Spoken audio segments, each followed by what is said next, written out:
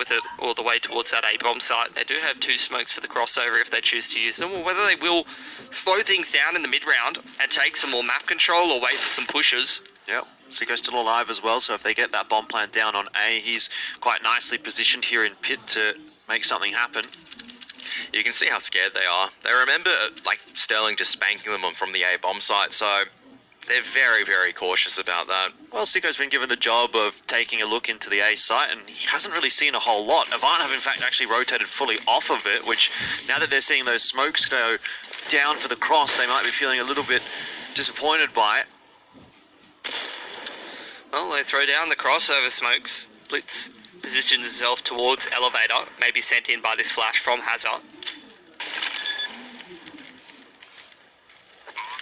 Well, nice setup for Renegades in the post plant. 2 up toward the site. Csgo there to clutch if need be. And Sterling peeks over the smoke, but that is giving the opportunity to Inns to creep forward. Hazard is not even looking. Blitz down early. This is going to go horribly wrong for Avant. Inns has all 3. And Renegades will be happy to see that back up to 9, and a tough reset for Avant, although they have a little bit of money left in the back pocket, but this round is going to be the one that pushes it over the edge if they do lose it. So critical that Avant actually take a tactical timeout to think about what they're going to do with their cash. They don't have a loss bonus built up. This is the first time they've actually dropped around against Renegades so far this half. Once again, Inns just with the impact there, able to pick up the CT player and getting the spray down through smoke, not allowing Avant to get any picks, not allowing Avant to even take the AWP into the next round. So it is going to be that commitment, that buy coming out, but someone's going to go missing, and it looks like that someone is going to have to be actually a double AWP. And I think Hazard's got barely anything to play with. Maybe they'll drop him a pistol, but he'll take it with a cheeky little smile and try to recreate some heroics we saw yesterday on Nuke. Oh, I thought they were going to drop him an MP9. Seemed to do good work for them in the first couple of rounds. Either way, he does just go down to the Deagle. Renegades taking this long control, this time uncontested. Oh, APOC needs to get out of there, otherwise he's a dead man walking. Very lucky that Hats has been unable to navigate his way past a pole, completely blind. But after losing that long control, reposition towards A site and short, as is common these days.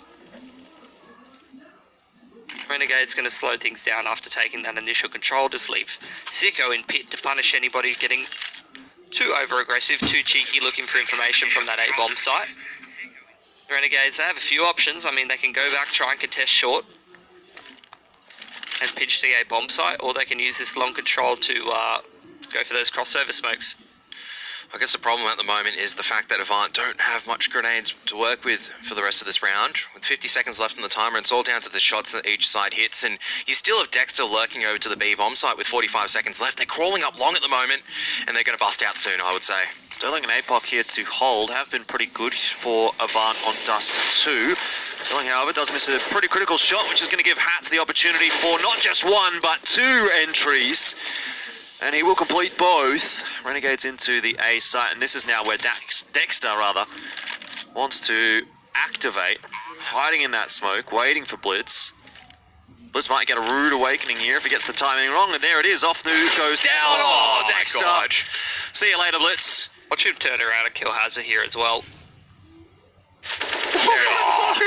You knew what was happening. He's just too clued on, man. It's ridiculous. I've heard this man watches demos, guys. Oh, I hear that's the secret to the success. Watching demos in 2020? That's crazy.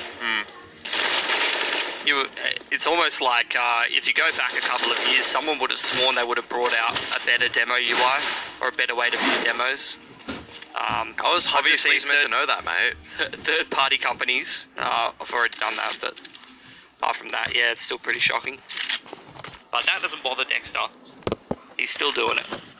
Still going for it. You love to see it. That's a big round for Renegades to be taking. I don't think they even lost a single gun in that one. No, I don't think so. Means that the T-side economy is building up, and for Avant, onto the eco. It's the pain train right now for the CT side. No loss bonus after taking the pistol. No cash to work with. Have to concede maybe 1 or 2 rounds. Try to do damage themselves with these pistols.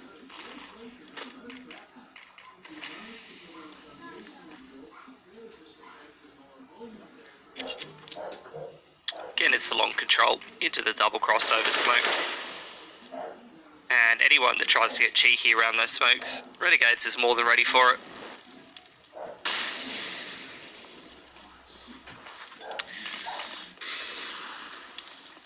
Not too much in this one, unfortunately, for Avant. They've already lost the first player.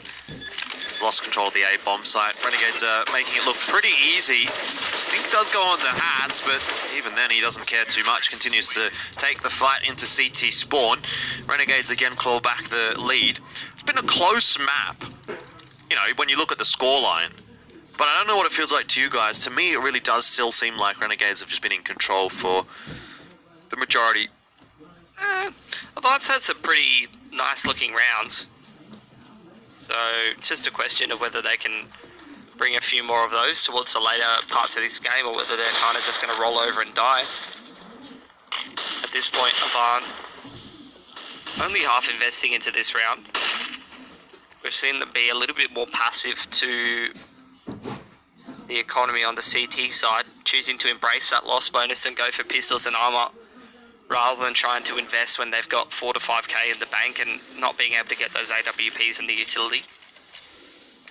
They're going to continue that trend here, allowing Renegades to potentially put a 12th on the round and build up towards about 10k in the bank on a lot of their players, which means that Avant, to get back into this game in the late part of this half, are going to have to win consecutive gun rounds very consistently to stay competitive here.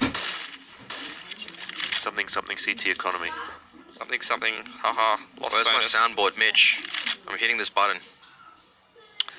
Lost bonus means that the CTs will just buy pistol armor and then go buy next round. Thank you, Mitch's soundboard. It's pretty useful. Break the economy of Basel. Yeah, I think you pressed the wrong button there. Dexter, he's gotten himself a kill onto Blitz. Poor Avant. You really got to feel for them at this point. They've really stuck with it so far on Dust 2, but it does just feel like it's slipping away a little bit from them. So big plays out of a few individuals as well. It's been a good fight here against Renegades. That's starting to turn on a little bit now as well, as he just shows his tap accuracy, and Renegades go up to 12-10. The thing I want to highlight is, like, who on Renegades is playing bad? Like, none of them are playing bad. Over this tournament, we've had a couple of individuals be a little bit inconsistent in terms of the form. Not the case today. So far on Dust 2, everyone firing up. And that's going to make Renegades a very difficult team to beat. Not slow out of the gates today.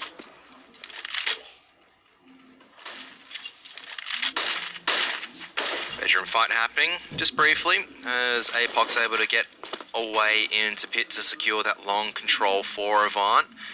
That said, though, with how Renegades are angling at this stage, a very slow and methodical approach, as they're looking to just apply a little bit of pressure onto the B-bomb site, try to draw out this utility before they decide to go in. It's actually going to be the triple boost coming out, and Hazo is looking for it. That's definitely going to confirm his suspicions that it might be the case. Hearing that that drop down. Going to drop himself the molly by the space. I wonder if this baits Apoc into pushing, though, into bedroom. Maybe this is the plan all along for Renegades. Inns is waiting for it. Avant knows there's 3 towards B. Apoc does not elect to push to bedroom, though, which is a wise decision given the position we know of Inns. Well, Renegades repositioning back out of that A side of the map. Moving back towards bedroom, it's going to be the flash out, not avoided by Apoc. It's full white tip, but somehow he still almost wins a duel against 2 players. Full white, and Offnu peeks off the back of it and trades it out. And now Dex is also applying the short control as well, so really up to Offnu to hold on right now to the long corner. He gets that dink onto Sicko as well, but it's actually through the edge of a wall. Sicko tries to use the sidearm, but it's a clean hold for the A bomb site, only losing 1 gun as well. And I remember when I was coming over here, I was talking about the next evolution is being able to shoot through flashbangs because you predict the timing. And Apoc shows that. And that's just another example of the Apoc and the Offnu chemistry working together, playing off of each other nicely to lock down a key sector of the map in a critical round. You love to see it. Change of pace though from Renegades as they're fast up mid, and they might be able to catch Hazard off guard. They will. It's a 1-for-1 though. Well done by Apoc to get the trade. Now when does Hats look for the timing through the smoke? That's going to be the critical moment of this round. Maybe I lie, because Malta's found himself a second kill in mid, and the round starts to slip away a little bit here from Avant. Sterling re-aggresses, tries to make something happen, but Malta's ready and waiting again, and in that meanwhile, Hats did get the timing out onto the B site, so it is APOC in the 1-on-3, but he quickly brings it back to a 1-on-2. Fortunately, he's locked away from the site by the utility for the moment, so time is of the essence here for APOC if he wants to complete this 1-on-2. Trying to pick off this player in Hats, but Hats does have utility to use a Molotov if he elects to drop it. Sicko's actually got the sidearm at the moment, but Hats is watching the correct angle at the right time, and that is a pretty big victory for Renegades. And you would expect Avant to just take a save in a round like this, even though they could get rifles and armor and a couple of grenades.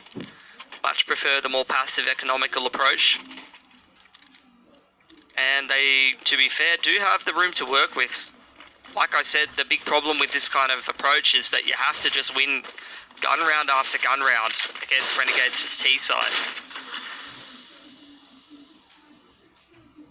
But they have the room to do it, only allowing Renegades to pick up a 14th if they make their way through this anti-eco. But what that essentially means is that Avant, let's look at it for what it is. Let's say Renegades stay alive and win this round with like 3-4 players staying up. They're going to build up enough money to the point where Avant has to win, how many, like 3 gun rounds in a row, maybe 4, to even the score and try and break that T-side economy, or at least pressure it. So it's not an easy road back into the game. Very little room for error, if any. APOC close with an MP9. Maybe there is some magic in this round, particularly with Sterling getting that opening frag. There's 1 and 2. APOC, surely not. Surely Avant cannot win this round from here. Even now, 2-on-4 against the rifles of Dexter and the AWP of Sicko. Not going to be an easy task. There's Dexter with 2, and he'll find maybe a third, but that's 4. APOC's gotten 4. That's the magic that we wanted from Avant. 12 to 13, and they stay in the game. This man is having so much impact for Avant these last couple of critical rounds, and that's something that should never be allowed to be getting away with. I don't even know if you're using critical rounds as a main or if you're being serious now. Attack force coming out from Avant. That's just massive though, because that just flips what I was talking about completely on its head. In a situation where, look, if Avant don't win that round with just the pistols and the SMGs, it's a very hard road back into the game for them. Yeah. But not allowing Renegades to pick up a 14th round and beating them in a round like that puts so much more pressure on their economy. And it gives Avant so much more money to work with, picking up an extra couple of guns towards the end of that round potentially, as well as winning a round with already having 2 to 3k in the bank. You're going to be cruising for the next little bit. And that makes this game a hell of a lot closer, lads. Just when you see those first 2 kills from APOC, you think, actually, now this starts to become doable. Great conversion from Avant. Sicko gets aggressive through the long doors, but has to back away at the result of the Molotov. Blitz also finding Dexter in mid, and maybe Avant isn't dead yet. That's a hell of a lot more pressure off Avant as well. You have to highlight that. They were down 11 to 14. Oh my goodness, look at this aggression, look at the timing from Ofnu as well. They're sizing up to win this map, guys. Like, you look at the way that last round went, now they're up a 2-man advantage, 5-on-3. Oh, how about that? Does that put a spanner in the works? Malta, what a fantastic entry onto Sterling, but they do still have to deal with APOC, who's in fine form today. God. He's not missing, he doesn't miss. Well, you know how the saying goes, right? You can't stop the POC. We're seeing that at the moment. 13 apiece. Renegades. The money isn't looking too good now. Nice shot from Blitz. Waiting patiently. And these were even better from APOC. The second. Barely even see Malta on his screen. All of the last couple of rounds that Avant were winning, there's been one common factor, and that is that APOC is going absolutely massive. So do we now then look toward the B site for Renegades? Obviously APOC's playing over toward A. Is that a thought in the minds of Dexter? I don't think so. I don't think Renegades is that kind of a team that they're going to respect one player in particular, but maybe. That might be a trap at the end of the day. I mean, the real discussion here is probably, what are we going to do? Are we buying into this round, or are we saving this round and buying next? I think you're looking at Malta and Sicko being a little bit poorer than everybody else, and you're probably just taking a singular save, maybe trying to even up the money, especially because you look at the economy of Avant. I don't think you're cracking that one with the victory in this round. They're going to be able to reinvest even if you do win some kind of a crazy force. So allowing Avant to get up to that 14th round, reduce the loss bonus a little bit more, and then trying to put some buy rounds together towards the end of this game might be a little bit more of a consistent approach. I mean, we did see Renegades win a force buy of their own coming into earlier on, so Avant able to do the same now, able to find a couple of these rounds towards the end to really give them a chance at maybe taking a map victory against not a cold Renegades this time. This is a Renegades I would not say is a C tier performance, maybe closer to a B+. I still wouldn't say this is their top performance. I think they're playing quite a good game. They are, but there's no one that's kind of popping off for Renegades, maybe. So it's definitely not peak Renegades, but Avant certainly putting them to the sword. I don't even really feel like this is peak Avant either. Like, when you look at Hazard and Blitz down 10 and 19, 11 and 19, you can certainly get more out of those players on a good day. So, look, maybe there's a long way that the rest of this series is going to take us, particularly if Avant do end up winning Dust 2. I think things can really only go up from here. Think about what we saw last night on Nuke from Order and Avant. Those are the kind of plays that we're expecting to see out of both of these teams if things really go down to the wire. So tech pause here between Renegades and Avant, folks, and scores are locked at 13 apiece with Avant the momentum after winning a couple of rounds. APOC being the difference maker at the moment for the CT side.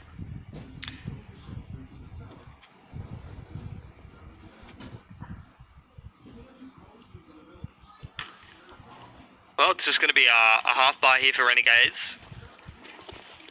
See if they can do some damage in a round like this. They are going towards that ace side of the map once again. Waiting for the utility first of all. But with the smoke on Xbox now starting to make their way up Catwalk. A little bit of a heavier lean towards the B side of the map this time around. Nicely timed name from Ofnu. Softens up the defense. Or softens up the offense rather. Ofnu is normally a very solid player on Dust 2 as well, so you can imagine that he'll have an idea what's going on here. Very clearly waiting for Renegades to bust through this smoke, which might actually end up being what happens. Yeah, they are actually coming in now, and he's not going to miss the first shot. Sterling won't miss the second either, and there goes Ins. Ofnu also catches Hats as well. This is looking like almost the perfect hold for Avant, but I've spoken too soon. They've lost a couple of guns. Bomb plant's going down, and surely not. Now that Dexter has an AWP, surely Avant can't drop this one here. It would be too high a stakes moment to drop.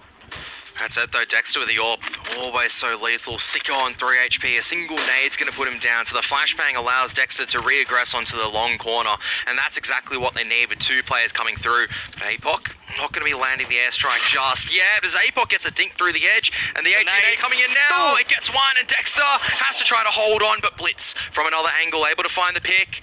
As what's going on over here, Blitz will be able to get the defuse in time as Hazard drops down for some reason. I was a little bit scared for a moment there. It's all good. He was just picking up the AWP. No dramas. Relax, lads. Either way, though, a half buy from Renegades takes 3 guns off of Avant. They do retain the most expensive weaponries, though. Now Renegades putting a buy on the board, but those couple of critical impact plays from APOC have bought Avant a hell of a lot more space than they would have had he not gone absolutely massive with that MP9. Oh, Sicko spots out the shoulder of Blitz, but can't land the shot this time around. Snap is really hanging on a knife's edge. Yeah, the pressure's back on Renegades now. They've got to win, I would say, 2 gun rounds back to back. If they can win them, though, you're looking at Avant and the money that they have. Renegades could break them if they win 2 in a row and put them on 15-14. They could break the money. Well, this is all down to this mid-round aggression from Avant once again, right? How's Ofnu going to go? Is he going to get the flashbang timing of his life? Are Renegades going to be playing anti-flash?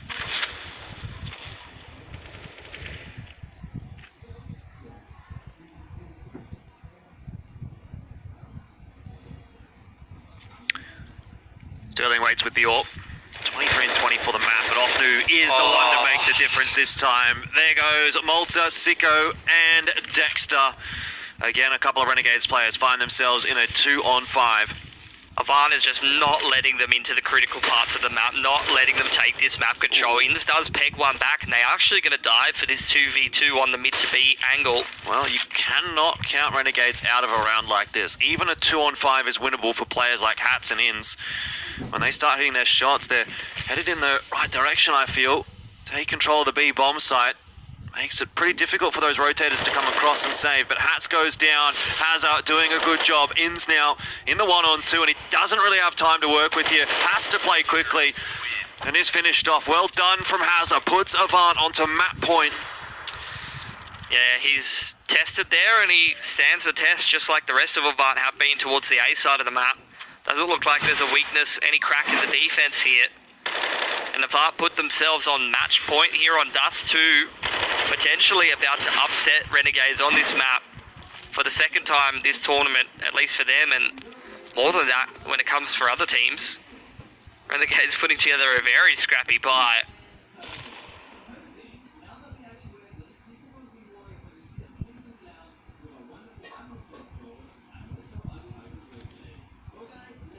Almost silent long take from Renegades on the back of this smoke as they're trying to find and isolate a few picks. APOC, full belter utility. Is he going to be checked is the real question. The gun barrel spotted out, and they're not going to check Car. No. And oh my goodness, it's once again APOC who picks up at least 2 kills. Sterling goes down, but they spot the bomb.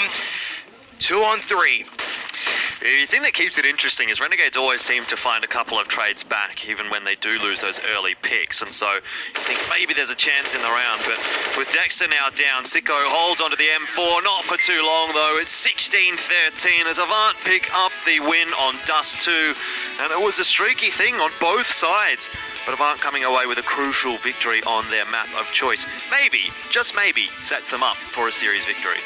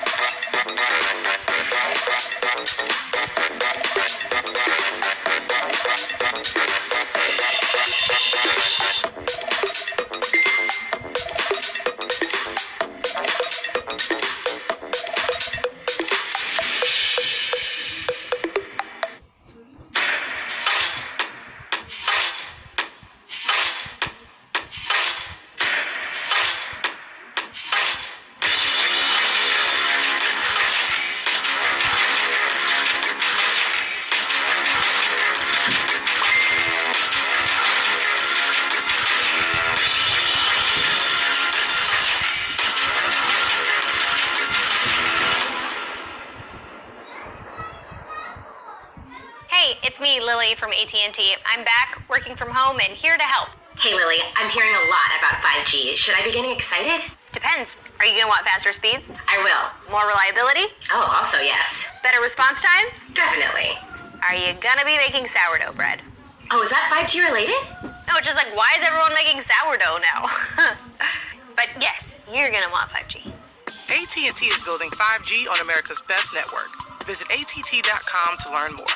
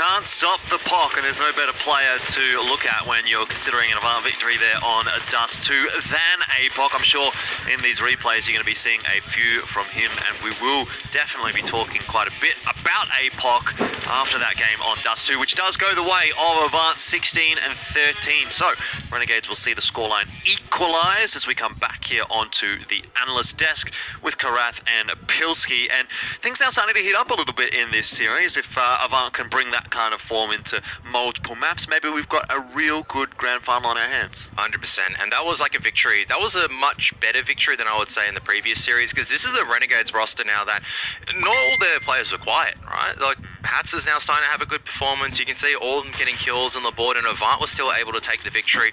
But, I mean, that was just down to also Avant having a huge performance as well, coming out from APOC towards the end.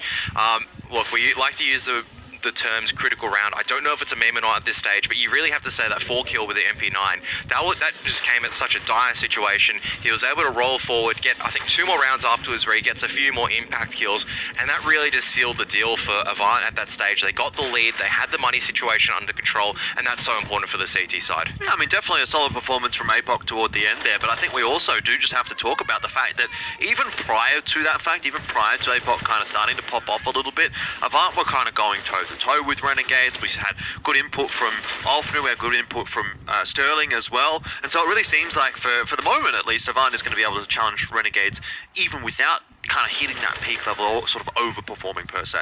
Well, here's the thing. The fact is that in this region, when you look at the top-tier domestic matchups, a lot of the times Renegades will be tested by the other teams that are in that sort of top 3-4 discussion, but they'll always lose to Renegades in double digits fashion, or in a close game, Renegades will come through with the goods towards the end of the game. A lot of the time, the other team will crumble under that pressure. That's the difference that APOC made towards the end of the game there. In a critical round like that, he's able to actually come out with a huge performance. Actually, it wasn't just that round, the M4A1S spray down as well. He had a couple of really, really big impact plays that just took the pressure off of Avant. It's the difference between being down 14-11 against Renegades and having to win like 3 gun rounds back to back, and then putting Renegades on that single save after winning that round, as well as getting your economy kick-started.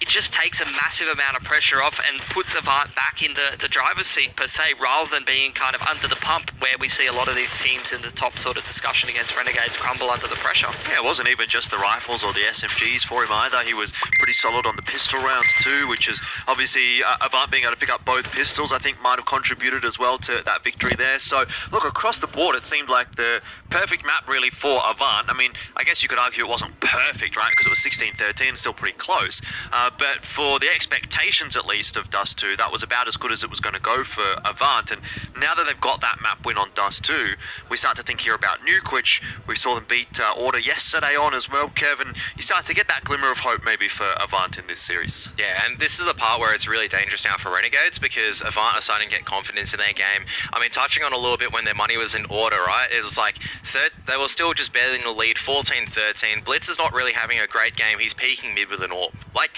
imagine you're not having the best game, but you know you have the ability, because your teammates most likely are going, Blitz, just go peak mid, do what you think is right. We know you're having a cold game, but you can win this for us. He gets the kill into Dexter, which I would argue during the mid game, the late game, is one of the most dangerous players to be versing. You take him out of the equation, that just makes your chances of winning the round that much easier. So you just look at that, that's like a perfect story for Avant, but they still need to do it twice, which is the scary part, because now Renegades, you poke the bear, so to speak, and sometimes it'll come back to bite you. So Avant have to show the ability to just flying kick the bear into submission at the moment and have to take 2 more maps. Indeed, it is just one step on the road to success here for Avant in DreamHack Masters Spring, but having equalised things at 1 apiece certainly makes this grand final a little more interesting than had Renegades won on Dust 2 there. We're going to head to a quick break. Nuke, though, is the one where Avant will try to pull ahead.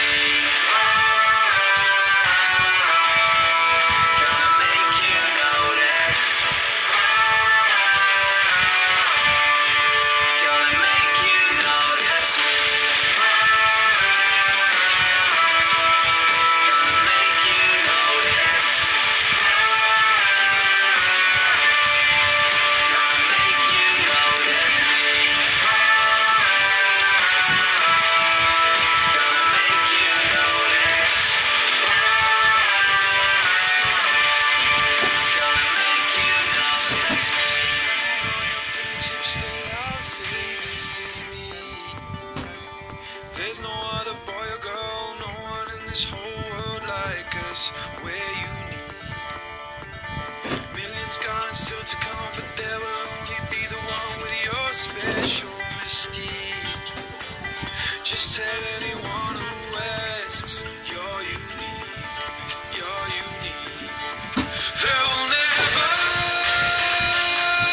ever be anyone like you. There will never, ever be anyone like you. There will never, ever be anyone like you. There will never, ever be anyone like you.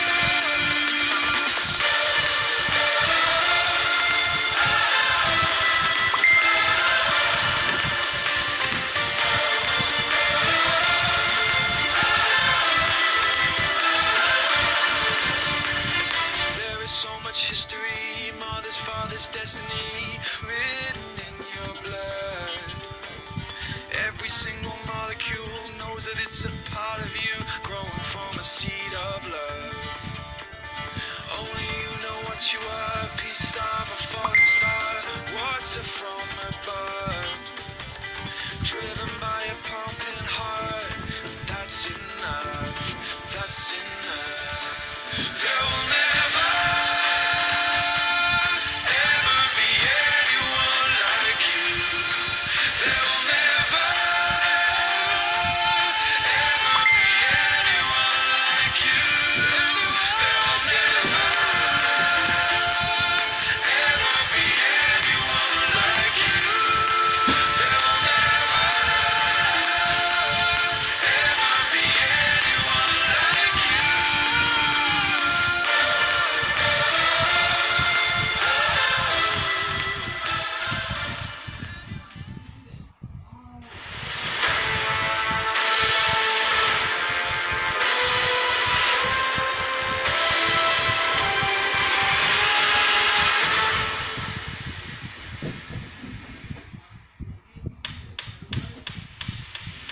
On to Nuke now, and with the victory for Avant on Dust 2, the storyline certainly shifts away from what would have initially been a pretty straightforward victory for Renegades in this best of 5 with a 1 map advantage to now somewhat of a grind. Avant are certainly here to play, and Nuke is a map that we've seen them on relatively recently and having some good performances on as well. So it's not so cut and dry anymore, is it, Pilski?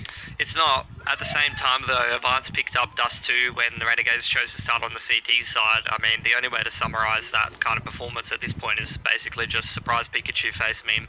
Well, I mean, it's been happening all tournament. But this time around, it wasn't as if Renegades had a really shocking start on the safety side of Dust 2. They actually got 7 rounds on it, so it wasn't, or 8 rounds in that case. So it was a very different look coming into this. Yeah, but and even in some of the other games, like they lost 2-on-4s and stuff like that. But at the end of the day, if something happens every time, you can't be surprised about it. Even if it is in differing circumstances, even if you can make concessions for it, the fact of the matter is they've started out on the CT side of Dust 2 how many times this tournament and lost it to teams that they should be favoured winning against.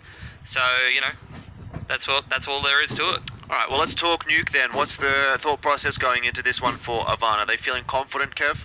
Yeah, 100% you're going to be feeling confident, right? You're down like 12-13, you win this huge round, and then you pretty much take back-to-back rounds against Renegades who are really testing you. Now coming on to Nuke, which is Renegades map pick, you're starting on the CT side. Perfect opportunity to really just close out Renegades from here. That said though, Renegades, this is the part where, look, they wouldn't be completely sweating just yet. They know that it's just 1-1 apiece at the moment. If they lose Nuke, then you're probably going to start seeing a bit more of a furious Renegades coming at you. They're still going to elevate their gameplay a little bit from here. It's up to Avant still to answer the test. They did drop the series they did drop this map previously against Renegades. Need to do much better to take it this time around. Alrighty, well here we go on to Nuke then, and a big map for Avant and Renegades. The winner of this will put themselves up 2-1, and then all it takes is one more map after that to win DreamHack Masters Spring. Certainly a sizable advantage. Renegades, as you allude to, Kev, starting here on the T side, and it looks to be a quick play into the A bomb site for them. They just want to roll over Avant. They've sent 1, 2, 3, 4 players down into the B bomb site. Everyone's gone for a vent drop. Not something that you see too often anymore. But APOC, while he was prepared for it, doesn't manage to stop the bomb from crossing, and that is a very early bomb plant and a very early few kills from Renegades. They have not slowed down since this map started. Yep, just picking up the pace, and for Avant, trying to get the retake done as well, but the decon door is shut, then I would say that's pretty much all their opportunities as well, as Blitz has to find a lot more shots to try to allow Sterling to get on the bomb site from here. He's the one with the kit, obviously. The flashbang to allow Blitz to peek in.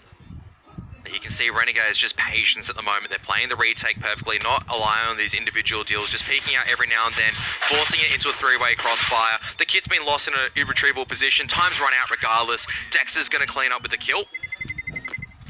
So Renegades finally take the pistol round. Yeah, it's taken them a whole map to get there, but a better start this time. And, you know, a T-side pistol on Nuke, always one of the more important pistol rounds that we like to take a look at. Yeah, buys them a little bit more space on this T side. Wouldn't be surprised to see Avant go for a force on that CT side though. Try to turn things straight back around, and they will. Pistols and armor and a scout on Sterling. Definitely not a round Renegades can take for granted here.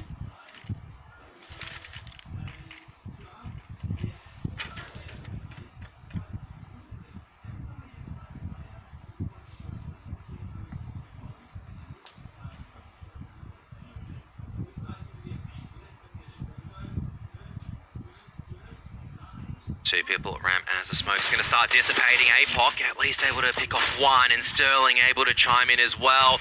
Oh, as now Sterling's going to be tested under the Molotov. Dexter does well to dispatch on 49 HP, but a 3-on-3 might be the wrap into heaven, but off new. P250 in an important location. 5-7 finds the dink in the killing blows. Offnu's going to hear this as well. Oh, this has gone terribly wrong for Renegades right now. Unless Sicko turns around at the right time, which he does not. Dexter now forced to get off with a bomb plan. He expects the peak. Two players line up for him. Dexter. Yeah, that was maybe a little too close for comfort for Avant regardless. But hey, they pick up the round win, you'll take it. They only had the pistols, and they're off to the races here on Nuke as well. Certainly seems like it's going to be a high-octane map. I love the killer instinct and the disrespect that Avant's showing in just so many different engagements, like the two-man face towards ramp, the fast flank from Hazard, and then in that 1-on-3, they don't even give Dexter a chance, just three players immediately running at him. Don't want to give him any opportunities whatsoever. And there's a two-man advantage for Avant, pushing and throwing utility towards lobby and continuing the march forward. Maybe a little ill-advised when Dexter's looking that sharp with the deagle, but Hazard hasn't had it quite enough yet, doesn't look like. He's getting wallbanged through the ceiling? He was. Hazard was actually tagging him, and Dexter peeks out at the right time. This is actually getting a little bit costly, but Hazard is able to retrieve the rifle, and APOC should be in the position as these deagles are doing a lot of damage for Renegades. So this is very costly right now for Avant. Yeah, I guess in the context of them having lost the pistol round, though, they'll still probably take anything at this point. But, yeah, I mean, it's going to be critical to build that CT economy up. You know, we can often see, even though Nuke is generally a CT-sided map, it can kind of run away for the T side if they get some damage to the economy early, and that is what Renegades are doing. APOC's on a bit of an off angle here, but Sicko seems like he's going to check it. Highlight. Checks Supper instead. So Avant do go 2-1 up. They take an AK through, they take an M4 through. It's an acceptable result. Yeah, and there's a spam through the top of Annex, which actually hits multiple shots consecutively. I mean, end of the day, Renegades isn't going to be buying here anyway. So even if Avant drop a couple of rifles, as long as they have a cleaner anti-eco here, maybe they can still build up a little bit of cash. Yeah, particularly if Blitz is able to farm up a little bit with the MP9. He's going to jump on top of Hut. So he's certainly the player in a position to get some early damage done.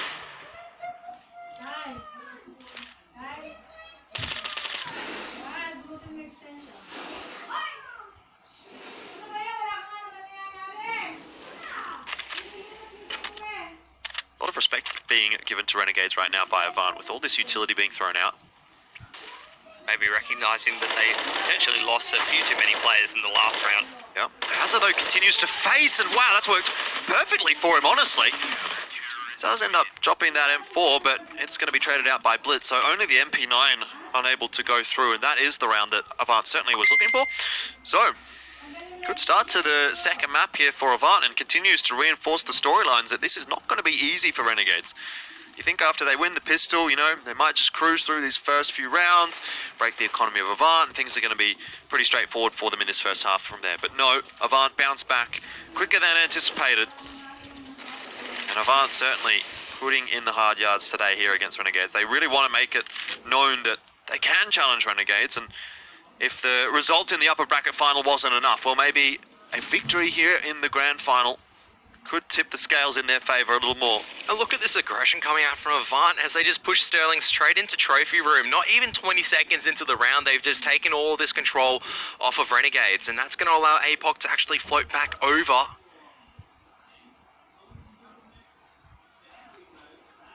In position to maybe take the A-bomb site instead. You can see actually the double stack right now into lobby, but they're able to get a few kills here and there.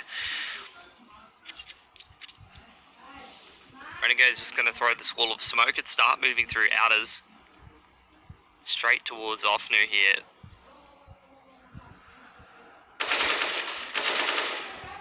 Spotted out the shadow and he's able to go 1 for 2 actually, but finally traded by ins.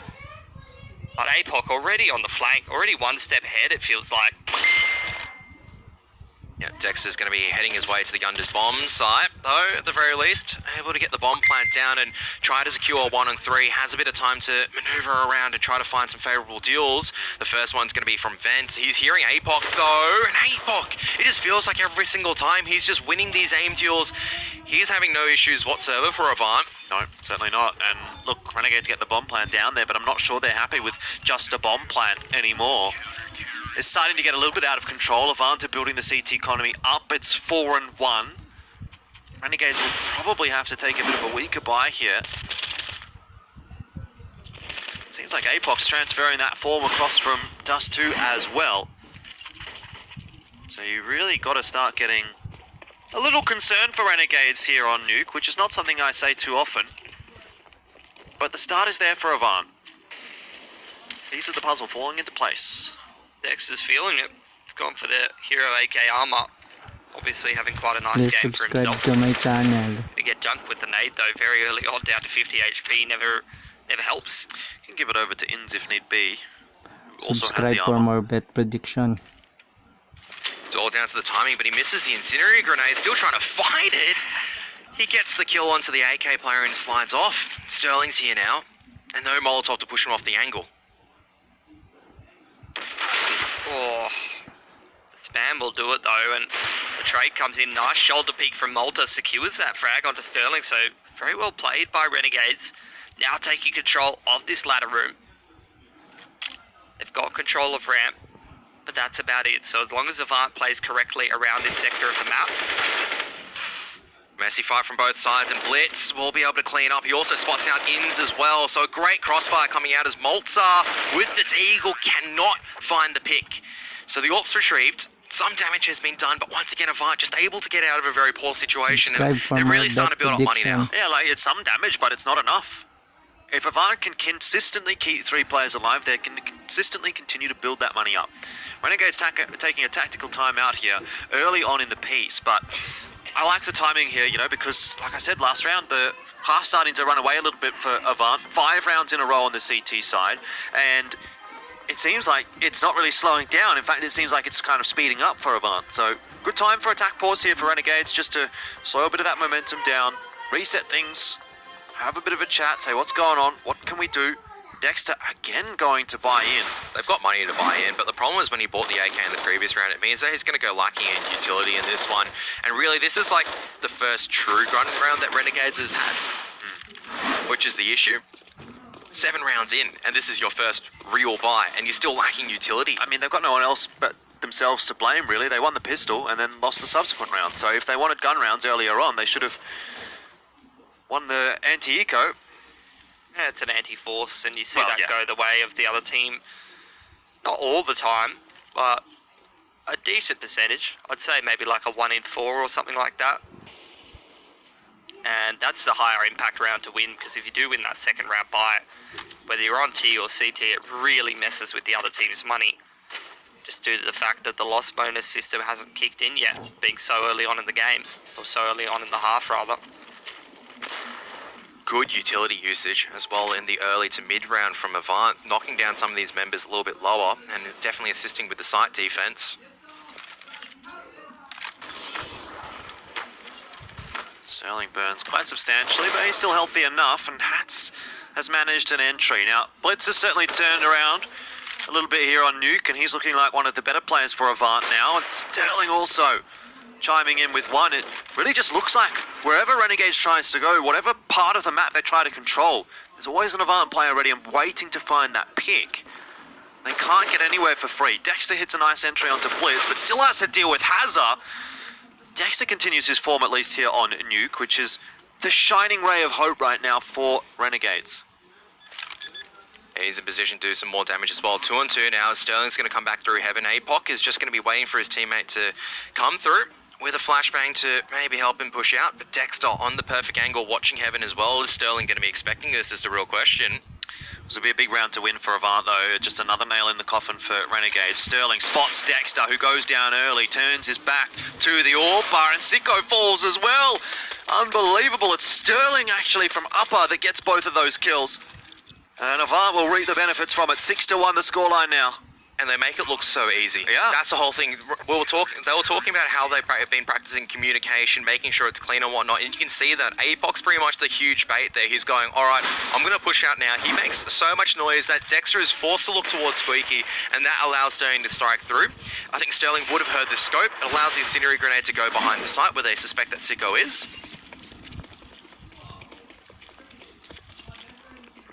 Well, another buy through coming through from Renegades as they have the loss bonus built up at this point.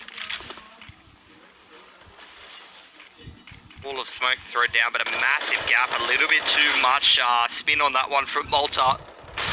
And losing 2 players on the crossover, but trading 2 back as well, and Dexter continuing his good form, trying to take matters into his own hands in the mid-round. Sterling's a little bit too good at the moment. And Renegades actually just boxed into Secret for now. And both of them only on 67 HP, with APOC playing behind Silo on the B bomb side as well with a silenced M4. Always perilous situation for Renegades to try to come out of. They're going to spray through. Inns actually gets the timing, the spray. We've seen that a lot recently. And that actually allows a 2-on-2. Offers Renegades a chance in this round. Oh, Hazard very quickly starts to pull it back for Avant, though, with that kill onto Inns, and needs to be a little bit careful. His mate's still up on the A side. It doesn't matter, though. Sterling's not going to be required this time. Might as well have been a 1-on-2 clutch for Hazard. And they're going to give Sterling time to go and retrieve that orb, so here we go. Avant, 7-1, and you know, these are still coming down to pretty close situations, but Avant is getting the better of all of the clutches. They've still got enough money in the back pocket for it to not be an issue if the money's getting low in any given round. Renegade's really struggling here on Nuke. They spray through from Inns. However, look, we have seen a lot of very, very quick scoreline. A lot of quick advantages in terms of the scoreline for many teams, and lots of different teams have been able to recover from them. Sure. So you'd expect no less from Renegades, particularly with how much loss bonus they've got access to. Doesn't look like it's going to be easy, though. Already. Avant are playing an impeccable game. I don't think I've seen them look this impressive, but Dexter has not been missing a beat whatsoever, and again, that's another critical impact frag. Oh, but Ofnu, he just pushes past the molly, liable even to get 2. Sicko survives on 1 HP. Blitz is keen for the trade. He won't get much more than just the 1. Leaves Sterling in the 1-on-3, and he's finished off by Inns. The pace of that round, an adaptation from Renegades. It does catch Avant off, but even there, you sort of see moments where Avant could potentially pull that round back in their favour. So, a sigh of relief maybe for Renegades, but the job is not done yet. But going to take a pause immediately after losing a round like that. Try to keep their heads screwed on right. They're very, very far up, and they want to continue this dominance on the CT side. Cannot allow Renegades to get this next round, as they would put a lot more pressure on their economy. They want to continue front running for as long as possible. Because the second that they allow Renegades to start building up consecutive rounds, start to get rolling with the momentum, some of the individuals getting the confidence to make these mid-round plays like they usually do, that's when Renegades becomes a whole different beast.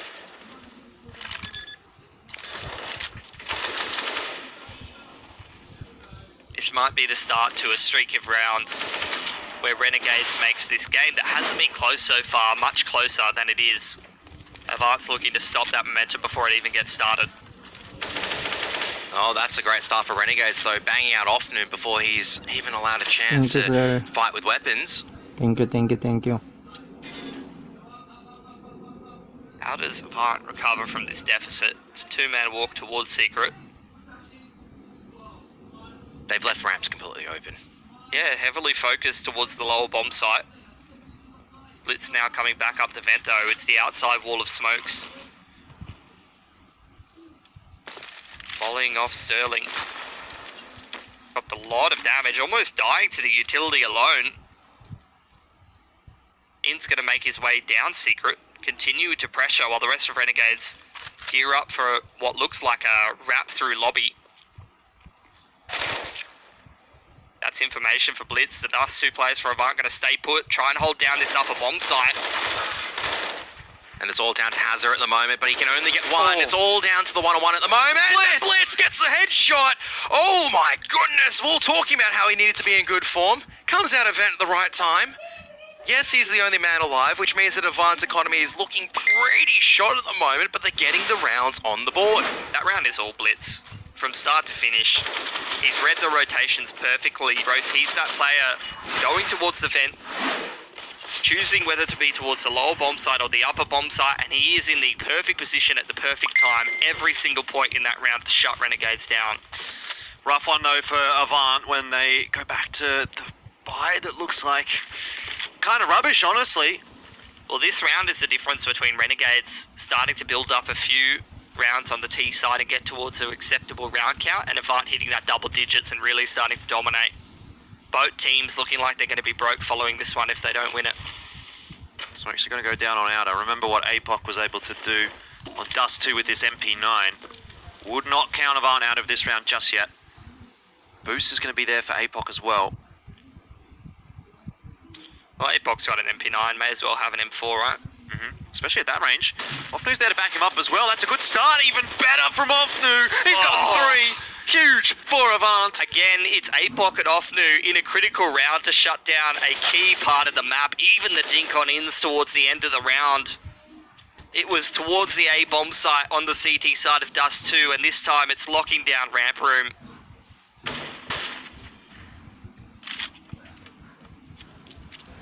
Please subscribe to my channel All he has for to more land is a bits. single bullet. He's able to do that, and Predictions. that's just really, once again, how many times do we say the dynamic duo in such an important round where they just lock down a bit of a different look from Renegades, a contact ramps play. They make it look so easy. He's got a FAMAS! Makes a FAMAS look like a viable weapon. And that's going to put Renegades on the single save. They do have the loss bonus built up, but with no bomb plant, 3.5k is not going to be enough cash to fully buy up in a round like this. Malta managed to at least get into T-Vent. That Molly doesn't spread the bullets as well. That HE grenade, though, is going to clean him up. So, finally put out of his misery.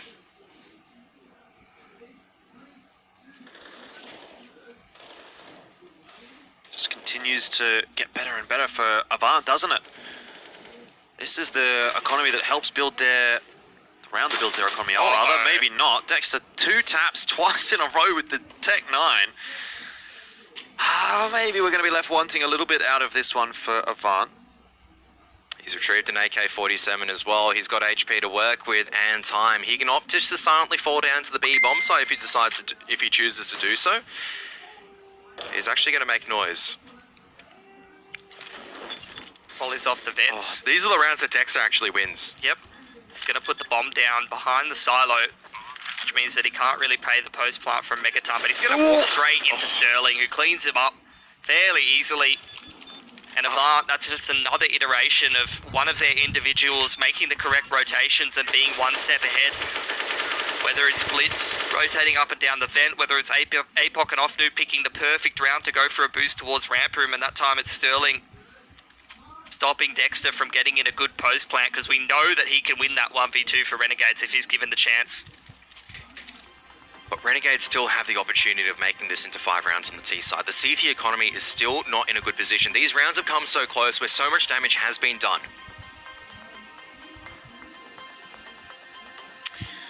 Dexter, 15 and 11, but where's Malta gone? 2 and 11, Sicko as well, disappearing.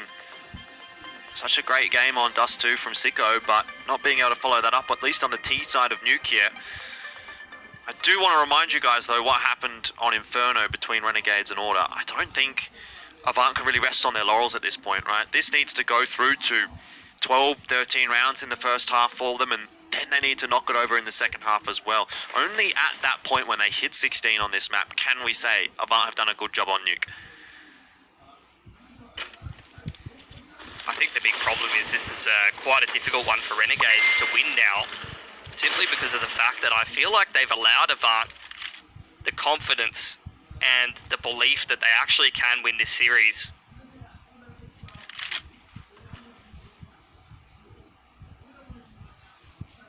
In the past, in certain key games, it feels like Avant's hesitated from time to time, second-guessed themselves, but they don't look like they're doing that today. They all look sharp and on point. Maybe it turns out that Avant are the morning gamers. And often it just gets flashed in, he fights it, and they're not going to expect Sterling on this angle, surely. As Dexter just shoulder peeks to his doom. At least often it goes down in outers. Got a 4 and 3. How big of a difference does that make? Sterling continues to look confident, doesn't quite manage to get the shot onto Malta, but look at Blitz's position. This is a free kill onto Hats. He might have heard Sicko as well. He's certainly looking in that direction, peeking around, looking for info, but doesn't recognize Sicko's lurking around the box. Either way, numbers advantage for Avant. Malta's a difference maker here. If he finds the timing, able to get the first kill into Blitz, it makes their job much easier. But as time is ticking away, APOC is in the perfect position for this.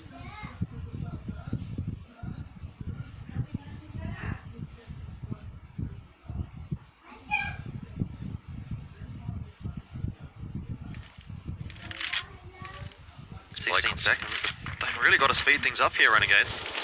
And that's not going to work when APOC's holding onto the site. He was so big on the Dust 2. On Dust 2. Can do the same here as well. Knife kill, yes! No! Sterling! He just looks at Sterling. I would literally probably have just shot Sterling there if I was APOC. Oh, man.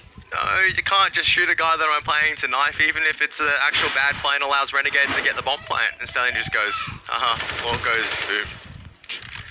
But the bomb plant doesn't go down, so I'd say that's actually pretty critical because Renegades isn't offered the extra cash. Yes, they can buy into this, but that's the difference between Sicko maybe having an AK and now having a Galil.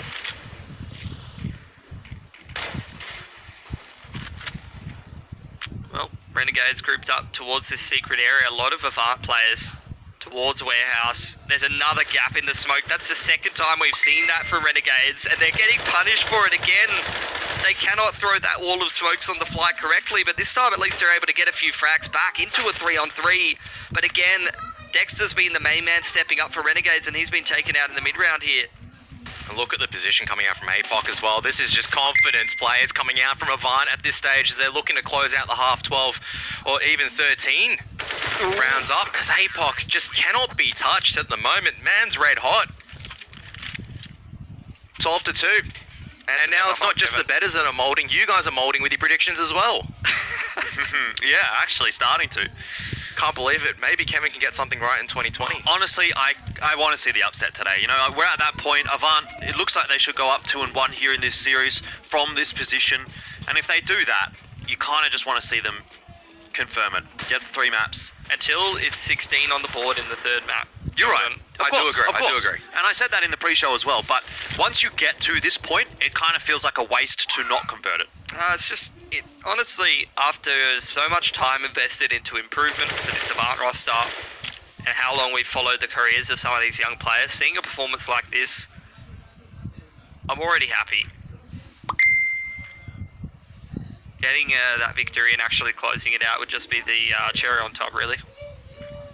Once again, Offnu is going to be in the critical position. Flashbang comes out, the deep wall of Annex smokes. What a shot! What a shot, as Haz is also able to find one into Dexter, who's trying to come into the A-bomb site, and this push is completely slowed down because Offnu is not stopping either, and Blitz is just pushed down into no man's land, so it's getting a little bit costly, but of course Sterling's here to bail them out. And Sicko on now at 1 and 2, 10 HP, 50 seconds left. And again, Apoc's just in the perfect position, not even needed. Sterling closes it out, and we're going to be going into a halftime break. Let's see if Avant can put themselves up 2-1 in this series.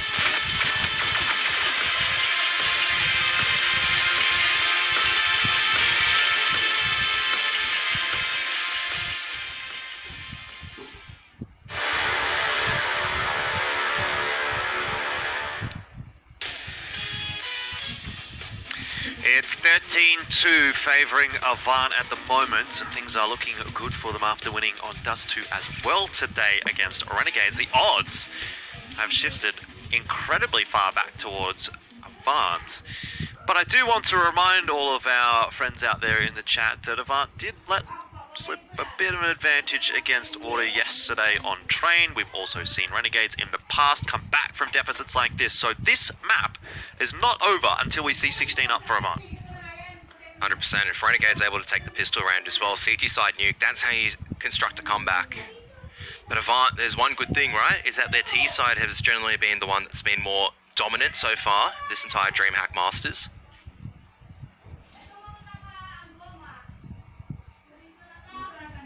Let's see how this ramp takes goes. Oh, just taking their time. Waiting for any aggression out of Renegades. Looking at Hats as well as Dexter towards the elbow as the contact comes out. The T's starting to make their way through ramp. Oh my god, that's sharp from Hats. Dexter not able to land too many connections though and has to fall away. Blitz chases, but to his detriment. It's a 5-on-3 now. Avant still kind of barreling their way down toward B, but with this numbers disadvantage and the way Hats is hitting heads, it seems unlikely they'll win the pistol round from here. Sterling and Apoc will try to hold on, but they have a massive crossfire to deal with. Sicko in control room, breaks the windows. Apoc tries to challenge. One plant does go down for Avant, so that's a start. But they have to find so many people. They're facing all the right angles as well so far, but In's able to get the trade out, so at the very least that madness put to a stop. Bomb plant does go down though, so Avant might be tempted to invest in the next one. But Renegades, that's actually the perfect start on the CT side. Taking pistol, now looking to build up the round count and the economy. With that bomb plant though, do you feel tempted to go for the AK-4s, drop a few over? Now gonna buy up. No one dropping any AKs here. Looks like investing in pistols, Galils, SMGs. Interesting. Placing a lot of reliance on these nades, particularly the wall of smokes on outside, which will be committed to by Avant. And Renegades, after seeing this wall of smoke, they won't really have a good read on whether this is a buy-up or not, but there's a bit of a gap in the smoke, and Sicko, he's only gathered one tag from that, but it's the information that's critical for Renegades. You can see the rotation down lower with multiple players here. Yeah, Inns going to try and challenge. He's helped out by Dexter. Inns goes down, but Dexter gets one, so all said and done, it's a 1-for-1 trade, which is not too bad for Renegades at the moment. The interesting thing to note is APOC on the flank. And Hats goes down, so Avant now have that numbers advantage. This is the part where I'd say that you should be yeeting up the vent, but they're actually coming straight up through Annex instead. But Malta's re-aggressed into lobby at the very least. They've got some soft control over lobby for this retake. Malta, though, going to be smoked off the angle, has to find a timing shot or push through the smoke. Looks like he's going to opt to push through the smoke. For now, Avant are watching it. Sterling creeps behind the vent and could be the difference maker in the end, actually, for Avant. It depends how favourably this fades for him or for Malta. Should go the way of Malta, who is sitting inside of the smoke. Sterling just out of it, gets the info at least for Avant, but maybe it doesn't matter. Maybe it does. APOC and Ofnu, the dynamic duo, back once again, and that's Avant, up to 14. That round's all APOC. Everyone else commits straight down secret, but this man, he takes the chance. He goes for that flank through ladder base, and what was a very strong rotation to be able to answer that wall of smoke on secret and the push down secret from Renegades. Doesn't matter when you've got that one player on that 1-4 split. The lurker bears fruit for Avant and gives them a plan B when their plan A doesn't work. Malta's having a bit of a shocker, isn't he? 4 and 15. Sicko's also struggling with only the 8 kills here in this map. But definitely putting Renegades to the sword right now. Now, this is not the map that will give Avant the victory in this series. It's only going to put them up 2-1. It is a best of 5, I should remind everyone. So there's still work to be done after this, but after Dust 2, and if they can win Nuke here pretty cleanly, which it looks like they will, you probably have to think Avant would be the team to go through with 3 maps out of this best of 5. But stranger things have happened. We have to wait and see whether or not Nuke is going to be finished cleanly or not. And Spaghetti-O, Dexter's pushed himself in a very nice position at ramps right now. He's pushed all the way through alongside with his buddy Malta and Hats, and the bomb actually is nowhere near. It's left behind lobby, and APOC does go down there. So Avant, I feel like at this point, sort of being thrown into a state of panic. But Ofnu's in a pretty critical position, surrounded by CTs. Oh, how is he not cleared there? Finally, he has been dispatched of towards that vent area, but he takes 2 down with him, putting it back to even stakes for Avant. And on the T side, they can choose where they do want to push and pull. Well, interestingly, Avant have gotten down into the B bomb site. Flashes here for Hazard. He's going to charge up the vent. Malta's good enough for 1, but not 2. Which will put us back into the 2v2. Sicko's position is so powerful here, though. Blitz will check it and dealt with.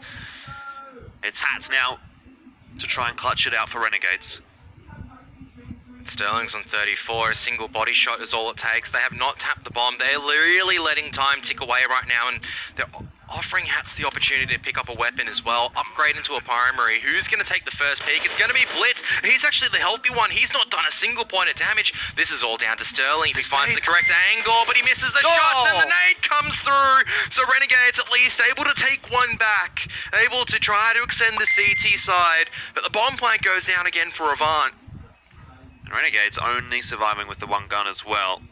thanks to Hats with the 3k. It's not going to be a good buy here. Avant surely have to just force into this and keep that roller coaster going. Yeah, I don't know about that. Come on. Yeah, but you can force, but it's going to be a bit of a lackluster buy. It's a lackluster buy for Renegades too. Well, alternatively, you can just buy up a handful of Deagles and you take 3 guns off of them and then get a much better buy where the CTs are still struggling, but they are going to force, Jordan. Well, it's 3 MP9s for Renegades. Close range angles could still work here on Nuke. Oh, Hats no utility to work with. He has to fight it, and he will fight it very successfully on the first contact, but no more found afterwards. As Inns needs to get out of there. Molly's going to be deployed on elbow. It's ramp room control. Avant brute force their way in there. Dexter on the rotation through windows. Unfortunately, 2 of these players from Avant have made their way past already, but Sterling's going to clear him out of that position. And now Renegades scrambling to get down the vent and rotate into this bomb site and try to make some impact. Yeah, it's the MP9s that are letting Renegades down a little bit here, but now maybe things can come back in their favor. In's close at Sicko in a 1-on-2. Hazard gives him the opportunity. He's allowed a 1-on-1, but APOC, his position is completely unknown. Sicko will check, Sicko will peek, and so too will APOC, but now the time starts to run away, and APOC has played this one to perfection. There's no chance for Sicko. He's going to have to sit in that smoke and defuse. APOC's going to read it. He's got a big brain. We've seen it before, and this now is the round going the way of Avant. There's nothing that Sicko can do. Time has run out, and Sicko will have to back away. He's going to lose the AK here as well. Oh, not quite. He'll be fine. 15 up though for Avant. Sicko drops the smoke. He could sit on the defuse, he had the kit, and APOC just doesn't buy the bait. APOC's going to read that every day of the week, you know. We've seen it already here in DreamHack Masters. Remember, yesterday against Order. He's already booked Sicko's travel itinerary for the next week. That's how hard that Sicko got read. True. It's match point. I mean, it's not that hard right now in the current climate, you know. There's not much travelling going on, Yeah, so... Get him a job at Flight Centre as soon as things go back to normal. Renegades force in. Sicko with an AK. So he traded the AWP for an AK.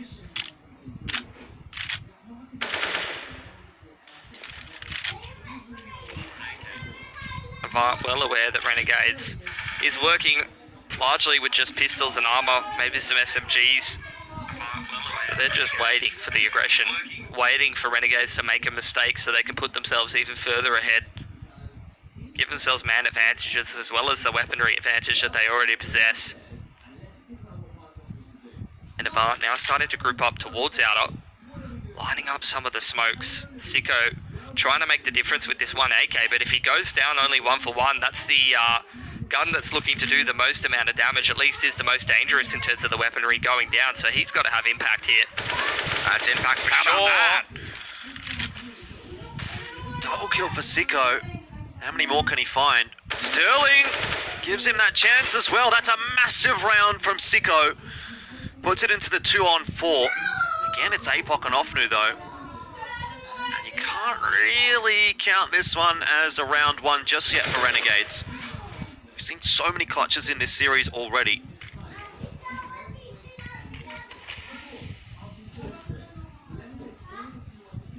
He just opens the door and walks out. This man's crazy. Closes it as well. Oh, but he's not going to suspect Malta is going to be there, so Renegades will be able to upgrade as well, which is good for them, and the money's pretty cooked for Avant. So, a chance for Renegades now. Sure. I think this is a force from Avant. They're double eco here. I mean, you say a chance, but they've got to win 10 rounds in a row. Hang on, you guys can't change the message from I'm not Avant changing need to take anything. 16 rounds I'm before not I'm fully changing anything. convinced. If there's anyone that can do it, it's Renegades. Exactly. Yeah. Got to give credit to Avant though. They've put themselves in an almost unlosable position here on Nuke. I say almost. Don't even say that. I don't even want to hear it. Because it is possible. Who just beat Sicko? What? Yeah, at least, look, he's still able to get 2 kills. He's binking him back a little harder. This round's not even looking close. Which means Avant, I mean, what a flash from Dexter. Beautiful stuff. Renegades cleaning this one up with ease, which means that they're going to have plenty of money going forward. Sure, it's not really going to matter if they lose a round, because they'll be out of the game anyway, but it's really a question of how consistently can you close out close rounds and still have good weaponry and utility to work with. That's where it makes a difference. 1 down, 9 to go. well, this one will be a little easier as well. And even in the next round, Avant probably won't have access to an AWP or full utility. It'll most likely be around that 4.8 to 4.5 to 5k sort of margin.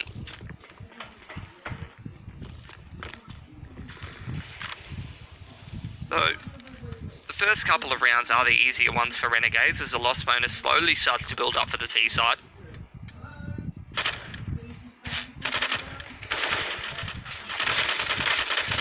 Another dink on the hats.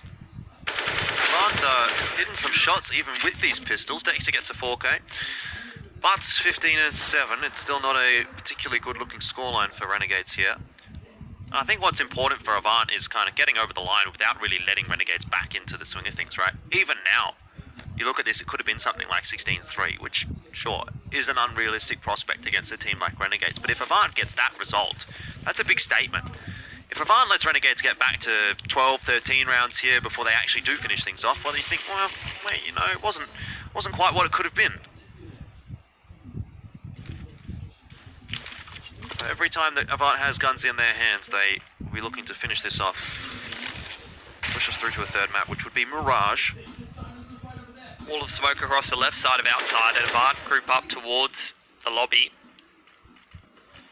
Eventually looking to try to have Blitz sneak through Annex, while the rest of them head towards uppers pretty quickly. But Blitz is actually going to wrap behind Dexter. He's hit the timing, and that's going to make Renegades a little bit more panicked than they may have been before. Not only are they down a man, but Sicko deals with Blitz towards the outside, so crisis averted, but APOC picks up ins as well. There's just action everywhere. MC's moulding right now, trying to catch it all. Hats, though, now under pressure, needs to back away. It is going to be this B-side commitment, and Hats in a very good one angle, and he lines them all up. Trigonometry, a little bit of it, as Renegades stay alive. You're a big fan of trigonometry, aren't you, Kev? Hell yeah, I'm a big fan of mathematics, even though I failed 3 in it. I actually didn't. I did and I didn't at the same time. So.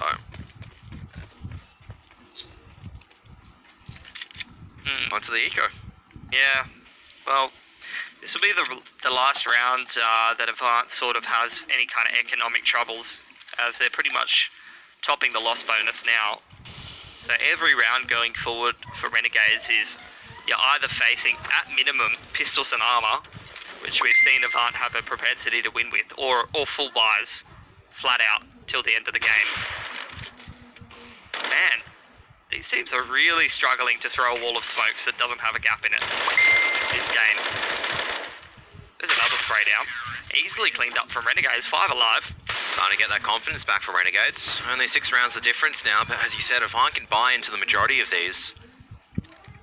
And all it takes is just one huge play, and that's it. Map number 2 has been secured. At the same time, though, if Renegades do sort of bring this one back, that would be quite hard to recover from mentally. So Avant need to make sure that they don't let this one slip too far. Smoke's thrown towards outside. It's a smoke towards windows side, which indicates the potential for a wrap over towards windows. And Dexter wants to disrupt that before they even get started. He's surely heard off me dropping down. That's why he's looking, waiting, ready. He's read that perfectly. Shut it down before it's even happened for Avant. So that's one of the main points of all that utility invested on outside, shut down immediately, and Avant's got to go back towards a plan B and try to turn around this 4-on-5. 3 of them grouped up towards ramp room, and Hazard trying to make something happen from door.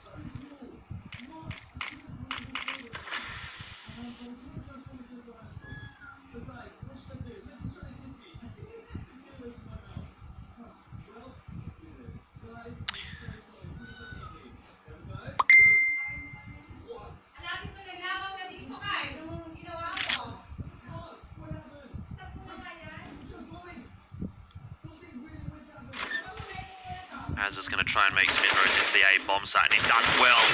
Fantastically, even as he gets the kill onto Malta. Unbelievable from Hazza. How does he get 2 there?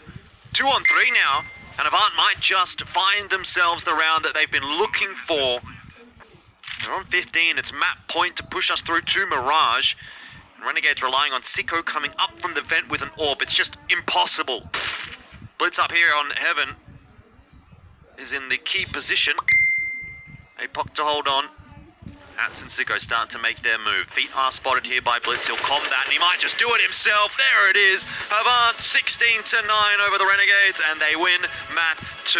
Seems like today might just be Avant's day and we have plenty to talk about when we come back in the post-match analysis.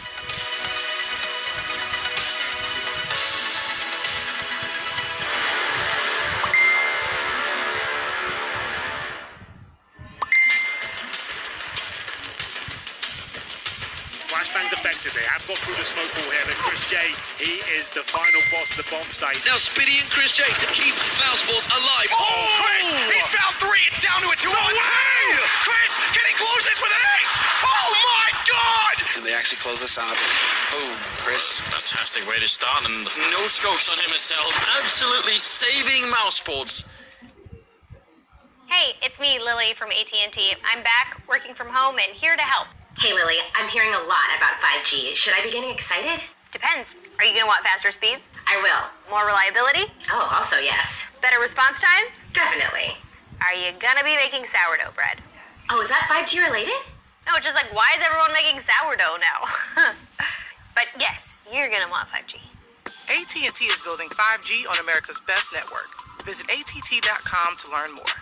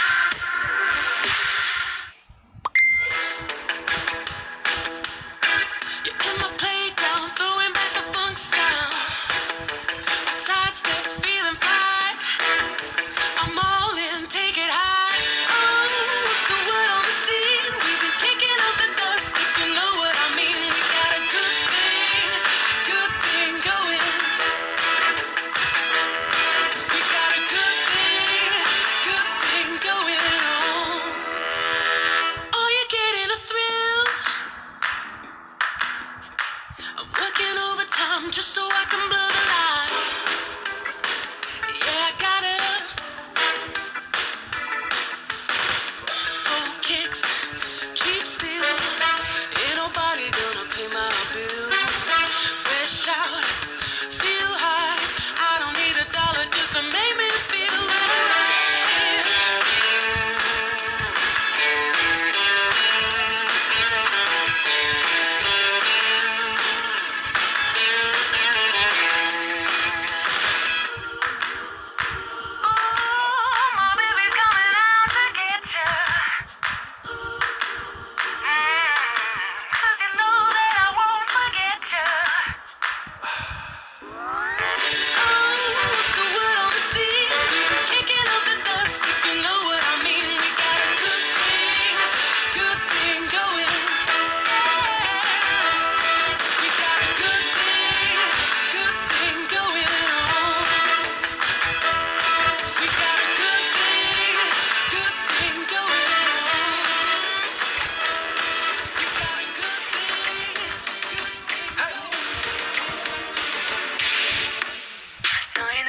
취했어 어디 숨어 있었던 거야 나를 사로잡아 버렸어 랄랄라 너의 몸은 눈이 부셔 너의 몸은 눈이 부셔 이렇게 계속해줘 부셔 내게도 다가와줘 정신 나갔어 널 봐버렸어 너 때문에 난 popping all the time 무릎 꿇었어 내 달콤함에 절대 없어 stop 가질 때까지 난 너무나던 여왕이 꿈에서 나 보던 oh yeah 넌 내 최고다인 거냐 넌 마치 다이아같이 유일무이하지 너의 그 빛이 좋아 너무 환상적이야 배들 사이에 빛나서 사랑감이 여신 나는 나를 뛰게 해 더 원하게 해 쓰러질지도 몰라 내가 타오르게 하잖아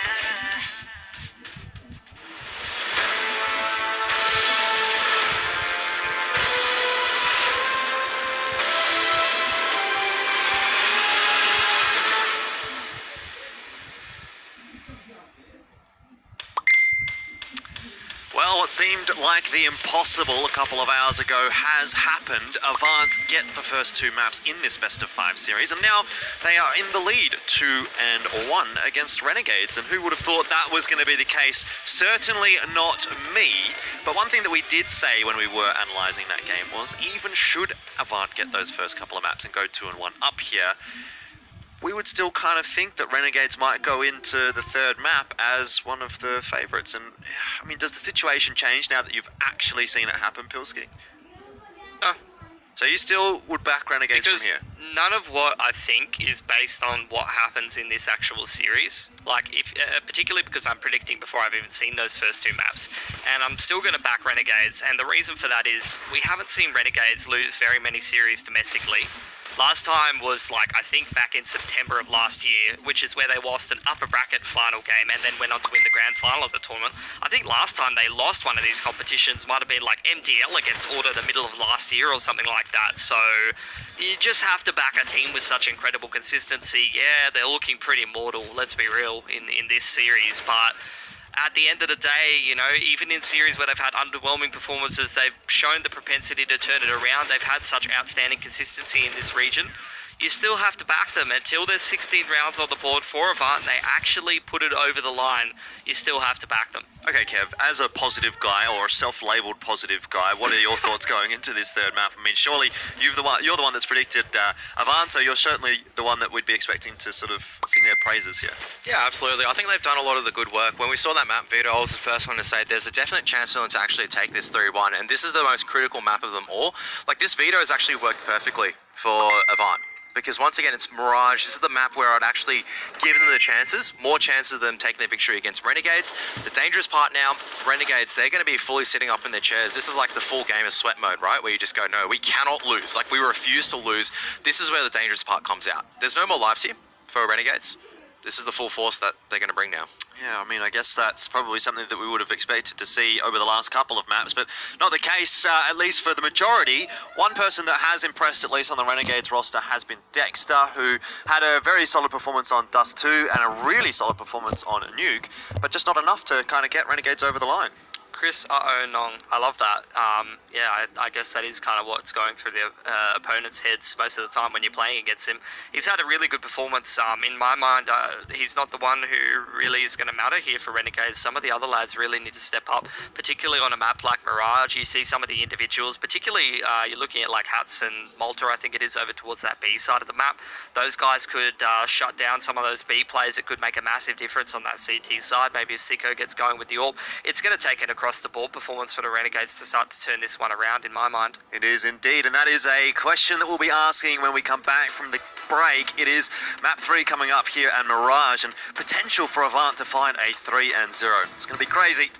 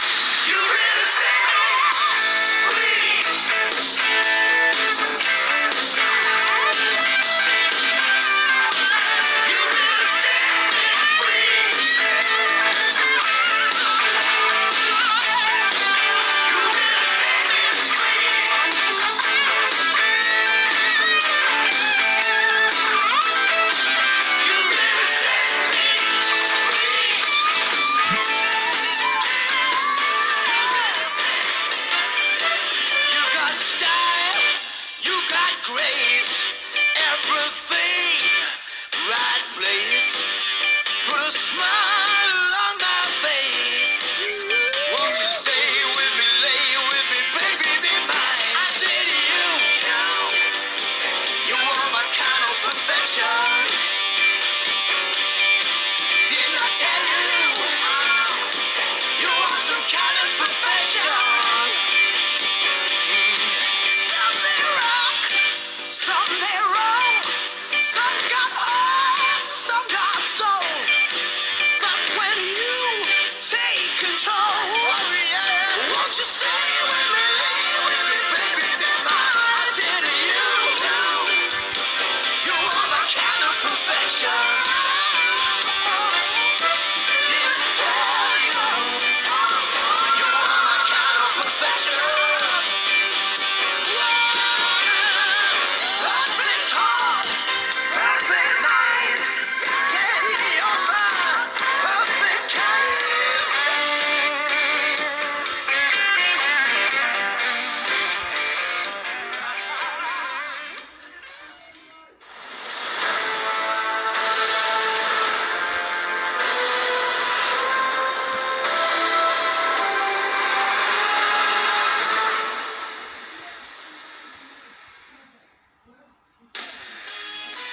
Get your PogChamps ready in the chat for a big map here. It's Mirage. We're heading into it with Renegades down a map to Avant. And Avant up 2-1, which puts them on match series extra point, whatever it is. It really doesn't matter. Avant are one map away from beating Renegades in a best of 5 in a grand final, and that is something that is fairly unfathomable when you consider the results that Renegades have had over the course of the last 2 to 3 years as a roster here domestically in ANZ. Yep, absolutely. I thought Mitch was going to take that in all honesty. So, look, this is the part where Renegades, backs against the wall, this is the part where the championship caliber comes out from them at this stage. And they haven't really lost a domestic series, right? And as you said, the last couple of years, when it comes to the crunch time, it just seems to be going for them. But this Avant roster, they're in the best position right now. You're ahead in a best of 5. Mentally, it looks like their heads are all inside the game at the moment. That's the key difference. Like a year before, if you got this roster together, I'd said no way this roster could win. Mentally, like sometimes the confidence just shook whenever things go wrong for them. Completely different look coming into this entire DreamHack tournament. So there is also one bad thing I have to say for Avant. Even though they're up 2-1 at this stage, I've predicted for them, which is never a good thing. Never a good sign. So I'm sorry about that. So as part of your prediction, there was a caveat though that if Avant was going to win, they had to do it in 3 maps. They had to do it in 3 because Inferno, I think traditionally has looked very weak. Renegades, that's their strong bastion, that's their stronghold. If they can come and take Mirage in this one, yep, I think it's going to be Renegades victory 3-2. But Mirage, if it's taken by Avant right here, right now, obviously it's going to be their victory. But I said that was their win condition. They had to take 3 in a row. Well, here we go on to Mirage, and as I've said in the previous couple of maps, it's going to be a big one. It really feels like every single map in this series matters until it is over. Renegades, for the first time in this series, are now no longer favoured by the betters, and Avant pull ahead. They do have that map advantage, but sometimes we tend to wonder whether that matters or not. Until it comes to crunch time, Renegades really don't seem to activate, but now it is crunch time. And this is where we're going to separate the boys from the men. Avant might well put themselves into a victory over Renegades today.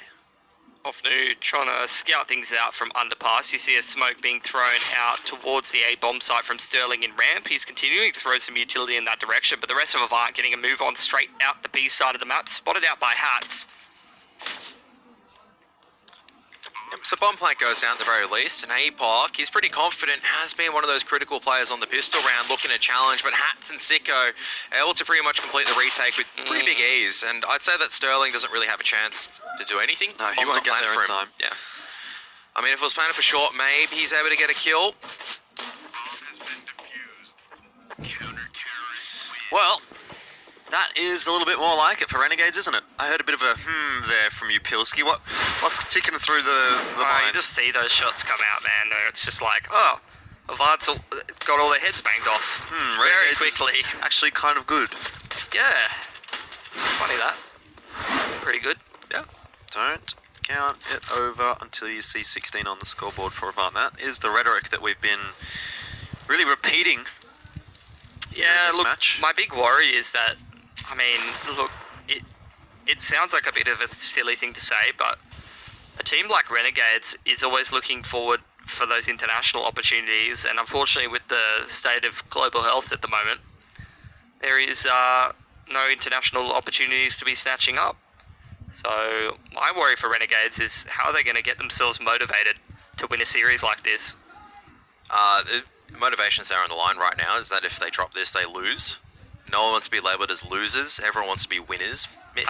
I think it's going to be pretty hard to say that Renegades are losers, even if they drop this series. Well, they just lost, so they wouldn't be winners. Excuse me, Mitch. Look, Mitch is just trying to make excuses for the fact that he loses more games than he wins, so I guess that's fair enough. Wow. Renegades are going about this anti-eco pretty comfortably. For the first time, it feels like, after we see a pistol, we actually don't get a force buy. Oh, that's a great shot. Oh no. You know when Sicko's in that kind of a mood, hitting shots with the scout, of all things. It's going to be a pretty rough run once he gets the AWP in hand. APOC here is on the B side. But Malta seems to have found the timing and will secure the round for Renegades. 4 guns alive. Starting to shape up nicely early on in the piece for Renegades. First buy coming out for Avant. See if they can turn their fortunes around. Would imagine Renegades are probably just going to hold on to this scout and a handful of Famises, etc. MP9. So it's not the most dangerous buy in the world that Avant will have to conquer. I'm going to be fighting mid though, nice and early on, and often who's got the responsibility of trying to hold on to this or trying to at least decoy enough utility. It is just a 4-1, Ofnu being sent out mid with the utility.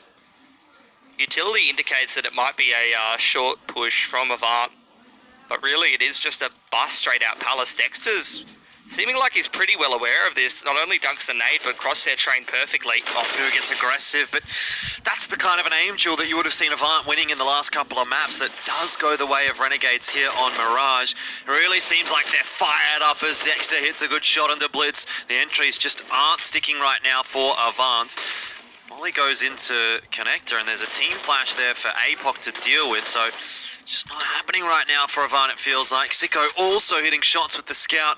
You can see it all coming together really early on into piece. I know this is so early to be saying it, but 3 rounds in and Renegades are looking like they've turned around their series. Yep, and Renegades actually taking 4 rifles in as well, completely once again. This is Renegades that are now starting to sit up, and Avant, I think, overthinking things a little bit, because now they're in the lead, right? You come into the series as the underdog when you're playing from a deficit. That's the part where you can play your best. Now that you're ahead in the series, they just got to forget about that.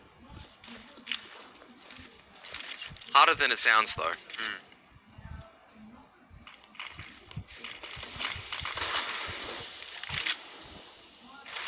They're just going to take a save.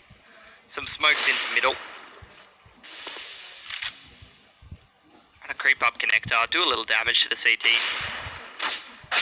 Over adjustment from Sicko, and APOC actually just sneaks out Palace and takes it out. That's it though, all the deals are working still in the favour of Renegade, so it's a good start from APOC, but the rest of the boys from Avant can't find any picks, and the money for the CT is starting to build up a little bit, which is good. Especially if they can keep all these rifles alive in the AWP. There's been very few kills at the start of the game for these Avant players.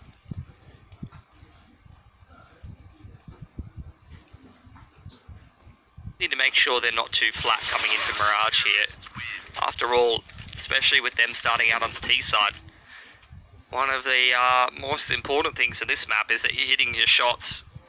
Mirage is a very no-nonsense kind of map. There will be no fancy tactics that will get you away with rounds very consistently. It very much is. You must be hitting your shots on the entry into the bomb sites and in your fights towards middle. Okay, but correct me if I'm wrong. I mean, it really hasn't seemed like Avant have been doing anything particularly fancy in Dust 2 or Nuke. It has largely been Avant looking really sharp. The firepower's been there. They're just not being able to translate that across here onto Mirage. Yep, and that's just another case of Blitz. You saw earlier on he was able to land a few shots, and now it's completely starting to fall apart as the opening deals just work for Renegades.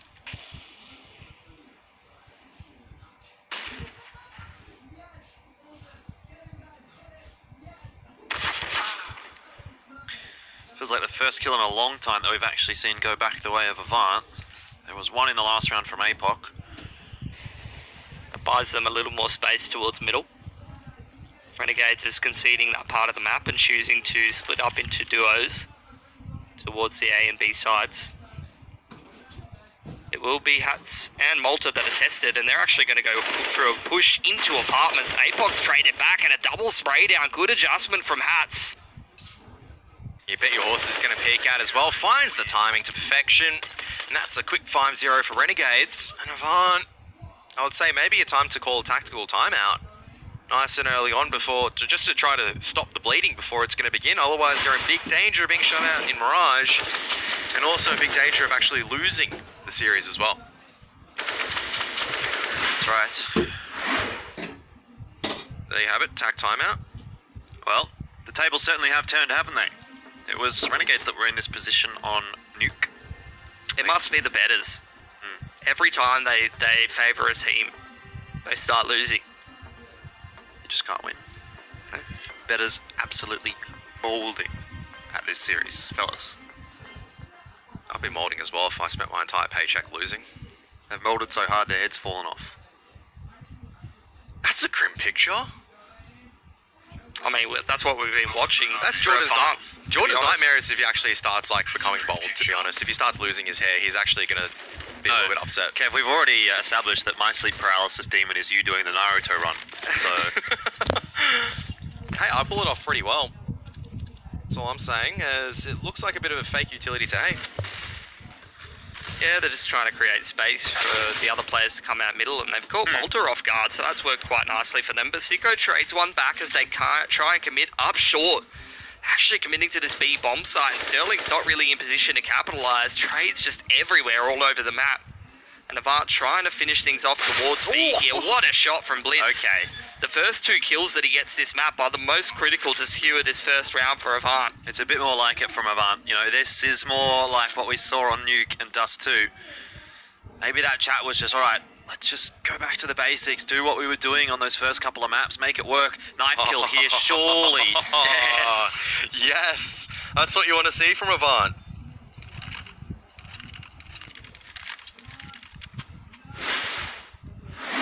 That was a complete different look from Avant, where they're able to get the entries working for them. It looks like that tactical pause where it was probably just, alright guys, go kill.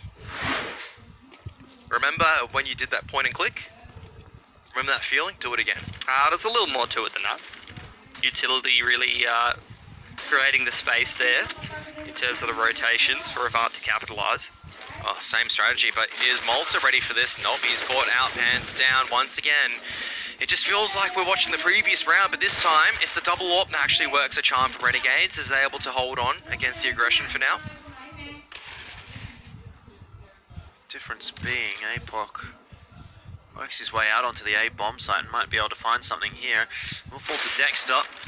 Sterling's been spotted as well. It's just an almost perfect looking round for Renegades until Hats misses that shot, and maybe the door does open slightly ajar now for Avant. It's really going to take some pretty sick shooting though from Offnu to get them onto this bomb site. Sterling covers off the market angle, but he'll fall to Hats. And Offnu can't really offer too much resistance either. So Renegades, they just reset things back again. They're back in control.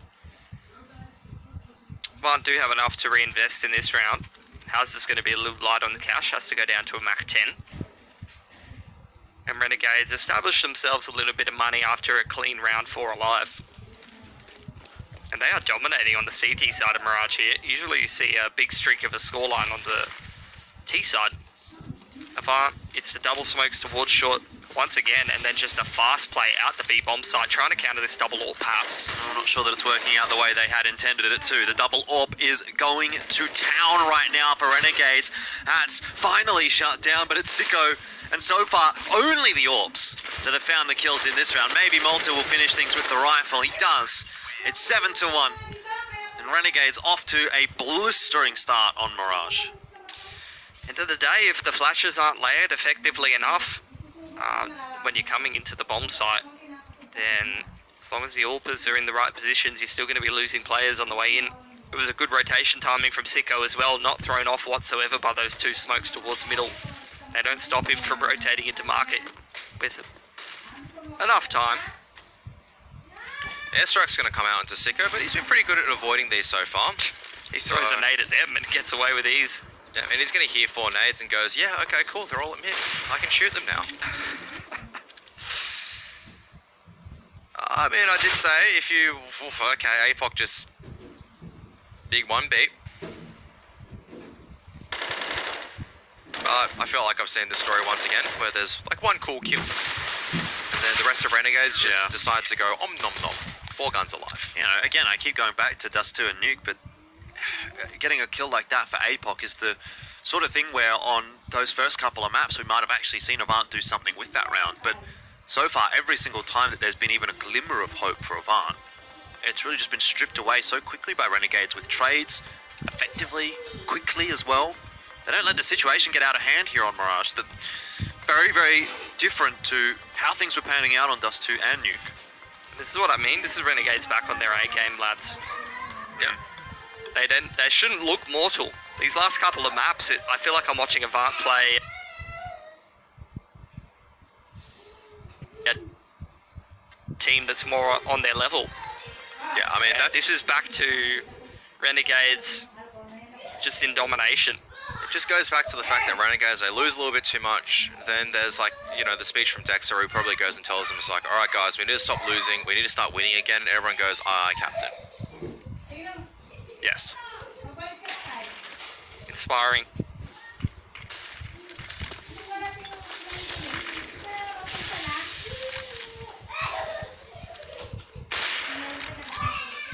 Bit of a slower round this time around from Avant. Smoke's invested at the start of every round towards middle. This time it's top, mid and window. Has her creeping out underpass. A bit more of a standard, more defaulty round from Avant. Previously it's been a lot more faster plays that have been shut down time and time again. This time maybe taking things slower, a bit more nuance. Could find them some success, but again, Renegades find the first man advantage, and Avant, even after taking a tactical pause, after choosing to go a little bit slower, they're still losing the man advantage. Still being aggressed on by Renegades.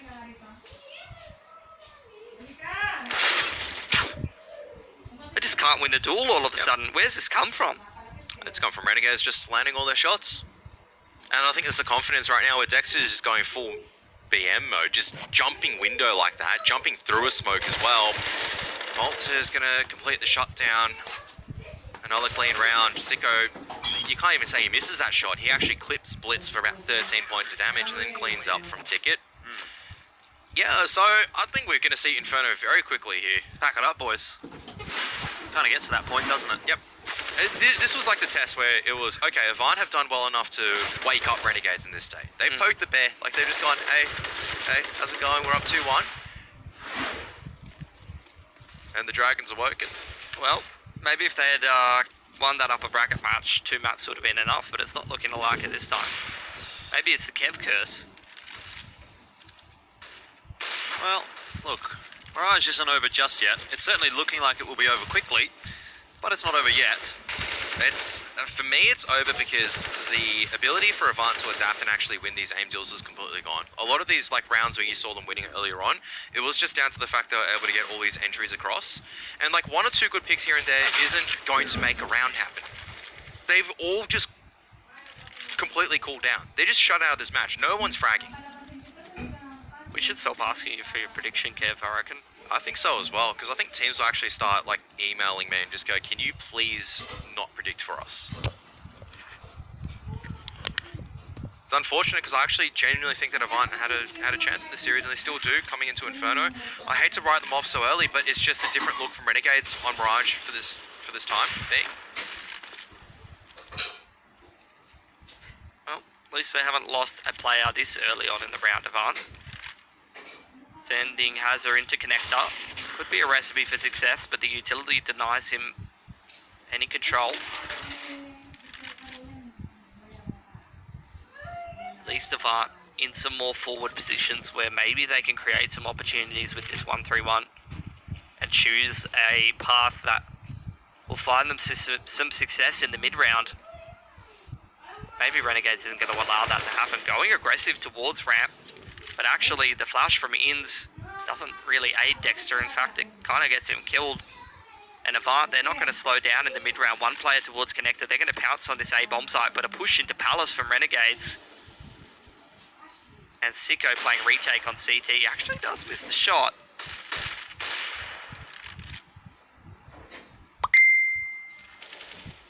And Ends actually goes down to Palace, so that important position not working. Avant just needing to get this bomb plant down, but Hats is all the way posted on short for now. Finally, the bomb plant does go down, and Malta can't really connect the shots. They might just have to back out and save. Avant do manage to take a very good A round. Huh. Do a lot of damage as well. Yeah, how much does the damage really matter when Renegades have this much money? I suppose not for the next round, but later on down the track it may. Avant will look to salvage 5 rounds on this T side. Sicko can't keep the AWP alive either. So that will be a hefty reinvestment from Renegades. Is it the start of something? Oh, that was just one of the rounds where finally Avant able to get a couple of picks working in their favour, and they're able to leverage that to success. Another way of putting it is the first round Avant didn't get owned in the first 20 seconds. Oh, there's another opening pick for them actually. It's great. Well, they're grinding a few picks, a few rounds back towards the end of this half. It's something for Avant. Push to top mid from Malta. Might be the timing that Renegades needs to recover from this man deficit. That's a lot of information. And often it goes down to the B bomb side as well, thanks to Hats being posted up in the pixel angle. So this is now perilous for Avant because they don't know it yet, but they're being encroached.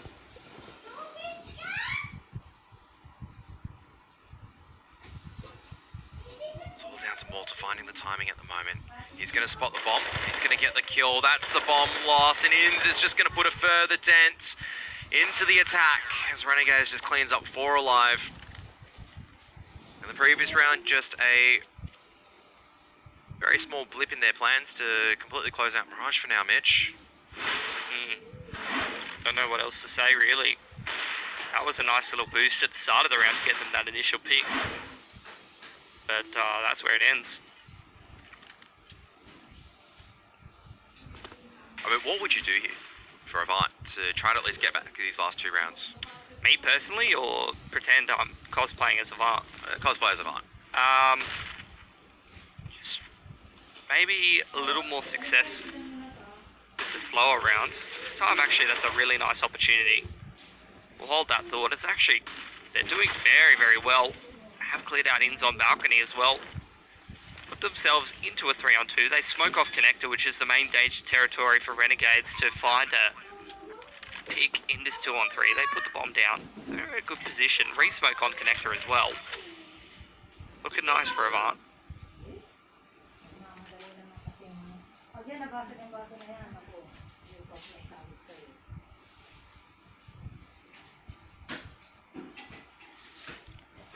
Looks like Hats and Malta will be giving the round up. Not too big of a deal for Renegades here, really. They're probably thinking, what does a difference make between 2 and 3? Between 3 and 4?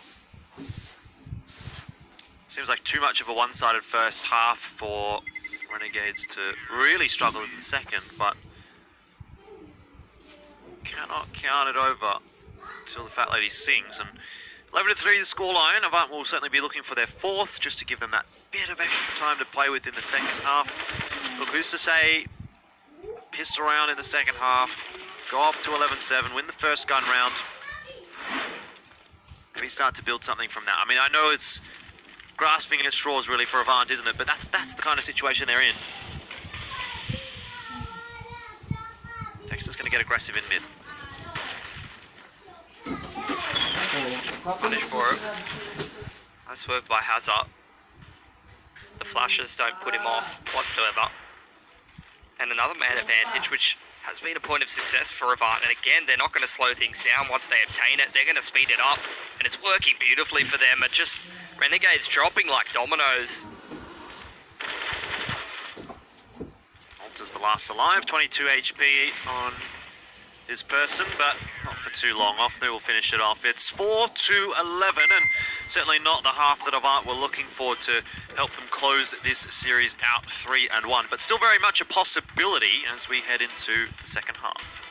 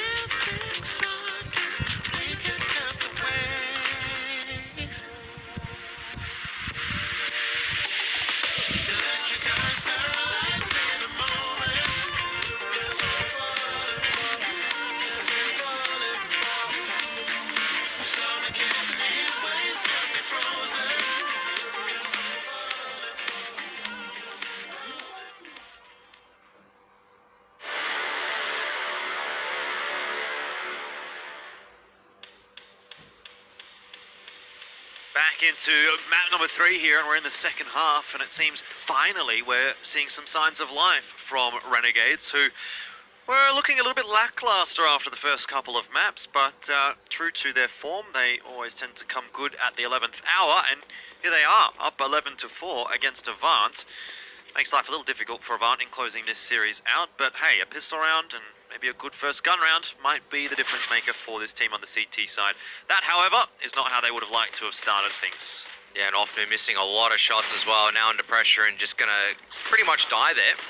So the pistol's working pretty well so far for Renegades, as now the retake has to commence from 3 different angles, so all the players have to be fighting more than their weight at this stage. All starting with the first contact over here. Death Star can't seem to land on the heads, and that's actually a lot of control for B-Apps. Hazza should be collapsed upon soon, and that's a kit lost for the CTs to play with. There you have it. Renegades should be able to take off this pistol. Up to 12-4. Very one-sided. Just really hasn't even felt like Avant's been in this one. I do like to go for the second round force. Looks like they're going to be going for it again.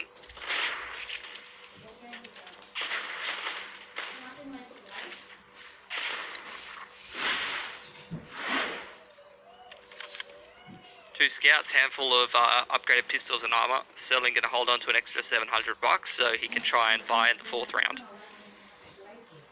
and get that AWP if Avant doesn't end up finding success in this one.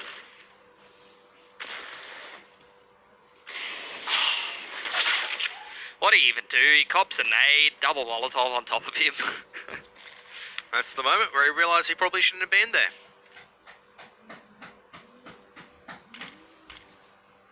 Smoke onto window, and Renegades, they just group up, back towards B, head over towards Malta. Yes, APOC up to his normal shenanigans, as you can see, just jump spotting the pixel angle. Yep. And he goes away just at the wrong time. Well, I mean, it's a 3 and 5. You're going to have to make a few gambles if you're Avant.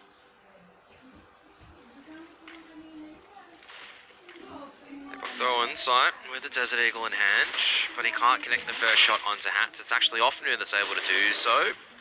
But APOC's all left in his lonesome now, and the SMGs will just be able to clean house, building up a little bit of cash for Renegades, and they know that they were up against the Force Buy. Now they understand they're probably only against light pistols. Not going to be as scary as the previous one.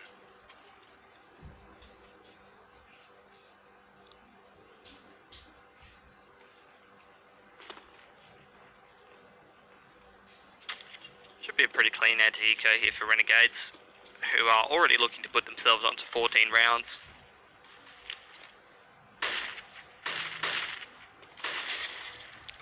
Okay, they haven't really cleared out some of these players yet, but the Zeus finding no impact whatsoever. There's a lot of Zeuses here.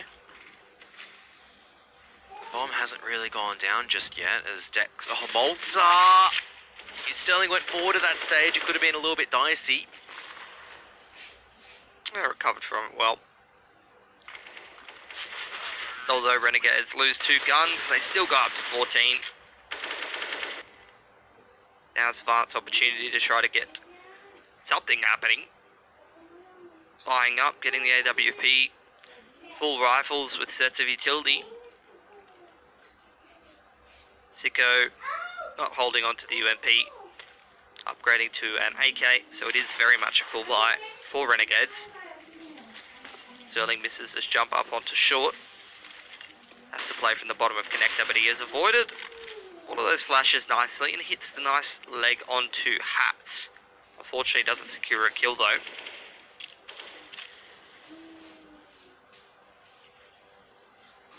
After that initial contact towards middle, Avant are going to leave middle entirely. Just leaving Blitz over towards jungle to contain anybody trying to push up into window or up connector. Hazzo's on top of the pot in towards a ramp, bit of an off angle, giving Avant a little more information.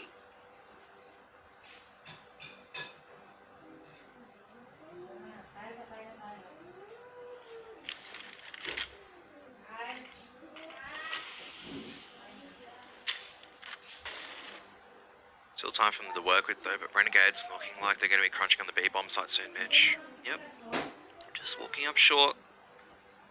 That smoke blocks any view of any of these T's crossing from Sterling, and now it's onto Offnu and APOC on the B-bomb site. Oh, Offnu at least starts off well on the low HP member, but now APOC has to try to dance around, try to flit around to find the shots with the silenced M4. Teammates are going to be locked behind utility for now. Of course, it's APOC at least punching above his weight, but Sicko doesn't need the AWP. Utilising the AK-47 to some great success, as now the pressure is going to come in from Hazza from short, but he just can't seem to connect onto the bench player. And of course, it's going to be Sterling coming in with the AWP to make the difference at the end of the day, alongside with Hazza, who brings it back. So at the very least, Avant staying alive so far, but with that bomb plant and 3 rounds before that Renegades took pretty easily, they can still buy into this if they choose to do so. And it's an expensive one for Avant. Dropping 3 guns is going to really deplete their money reinvesting into this one. At least they're able to put up some semblance of a defense. But dear God, Sicko's on one this game. 25-7. Yeah, he was already on good form coming into the CT side, where he just pretty much took over for Renegades at the AWP, and now we're going to continue the form with the AK.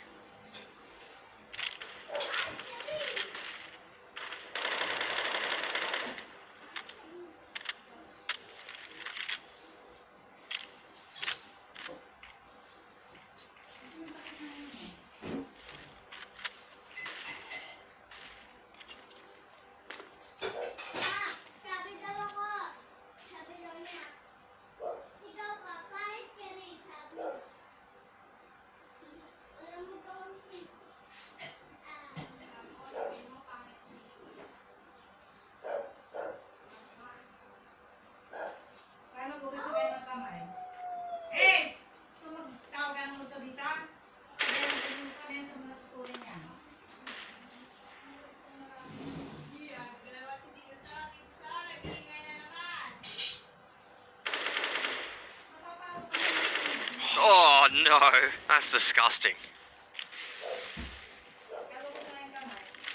Don't know about that one from Malta, but hey, Renegades will take it. Into the 3-on-3 with Blitz at least being able to get hats. He does deny the bomb plant. Malta's going to have to retrieve. Are you serious? Dexter does face at the end, but now down to the 2-on-2 with the bomb lost in the open. Sicko has to stand up firm. At least he knows where both the CTs are. Might actually not know where APOC is, so he's able to not even win the first aim duel against the low HP member as Blitz just double dinks in with the A4. So Avant keeping it lively towards the end here. Yeah, putting Renegades on an eco, actually. Very nicely done. He is moving on a ladder. Indeed. Why, this isn't Call of Duty? No. Oh, that shouldn't be happening then. You've been casting the wrong game this whole time. Everyone knows when you climb on a ladder, you have to use both your hands in COD. Come on, mate. But you can always just jump off of it and shoot people in midair. Excellent. Well, we both played Pro Mod, Kevin. We know how this works. I don't know if you know how it works anymore, as it's going to be a Palace contact play. Just jump off the ladder onto the silent boost. Either way, though, they're straight out of balcony. Actually making some moves onto this A-bomb site, getting the bomb down. Inz has an AK in hand as well, and that's a dangerous prospect. Now, that's not a whole lot of HP to play with here. It's predominantly going to have to be Inz, and it's not going to last for too long. Avant will dispatch of that round relatively comfortably. 3 guns and a bomb plant. I don't know how comfortable they're feeling. True. Especially being down 14 and 7. This is the classic, she'll be right, mate. I feel like every round's just a struggle for Avant. I mean, at what stage would you say this is possible for Avant, though? Like, genuinely. 16. No, at what part do you actually genuinely believe the comeback can actually happen? Because Renegade's only 2 rounds away. All they need to do is just find one at this stage, and Avant's economy is shook. If they get to 12-14 with a decent economy, I think, for me. Still quite a ways away. All loss bonus when you're ahead on the T side. It's just a little bit too strong. You just can't make comebacks happen on the CT side. So like I said, when you get to 16, till then the pressure's constant. And Renegades is applying pressure to middle. Offnu's trying to contest a little bit from short as Dexter's slipping into connector. So far so good for Avant, but Renegades still have opportunities in the mid-round here. Nice face. Well, you're saying opportunities, but these opportunities are starting to fade away now. There's 2-on-4. The flashbang allows Blitz to peek out. A 1-for-1. Bomb's lost at Sandwich. And it should be a pretty easy cleanup for the Avant at this stage. But if Inz is able to take 1 or 2 more guns and make it costly for Avant, it's going to be good. Sterling is going to be the first point of contact, but his time is going to be ticking away. Their attention is going to be diverted elsewhere. Maybe he's going to be at A-ramp. Maybe he's going to be elsewhere. You can see he's going to check ticket. That's going to allow APOC to swing out, but the shots are starting to miss for some of the members. Still Avant able to grab another one, but 3 going down. It's just one too many, isn't it? A little bit too hard for him to go and retrieve the bomb from Sandwich there. And I know me just saying that word makes your mouth water, Jordan. You love your sandwiches. I love my salad sandwiches. Did not bring one today though. I ran out of ham yesterday and cucumber. What's even the point if you can't have ham or cucumber on your sandwich? I don't really think there is one.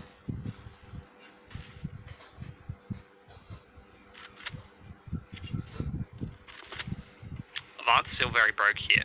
That's my issue. So unless they can survive with 4+ players, which has been near impossible for them so far, they're still going to be in murky waters. As the flasher's getting ready. He's going to chuck those over Palace. Blind anyone at stairs or on the site. Got to start here for Sterling. Malta's also tagged down, and Hazard will have a bit of a free farm. This is looking better nice for Avant. That's what they need. 9-14. Maybe the comeback can still happen. We totally counted them out of Mirage since the outset, really. Oh, at the beginning I did. I mean, from round 3, I said Renegades look like they're going to win this map. So, I'm still on that hype train, but hey, Avant gets back to 12, decent economy. I think the difference here as well is that Dexter's not really finding this mid-game success at the moment. He's been shut down a lot of these times, and now, as soon as I say no mid-round, he decides just to prove me wrong and just delete Sterling. So Renegades already up on a 4-on-3 nice and early on in this round, thanks to some mid-brawls going on in their favour. Yeah, the good news for Avant is they had a solid enough round in the last that even if they do drop this one, at least they won't be completely crushed economically and they can try and keep fighting for overtime. But with Apoc being the main man towards short here, make something happen if Renegades goes towards this big bomb site. Maybe there's a chance. He's had buckets of impact so far here in this series and he's going to need to do it again. But Renegades have just slow walked out. This is the perfect approach, but maybe Apoc finds the timing. He does find the timing, but not the shot. Smolter gets across for free. Dexter falls to Hazard, though.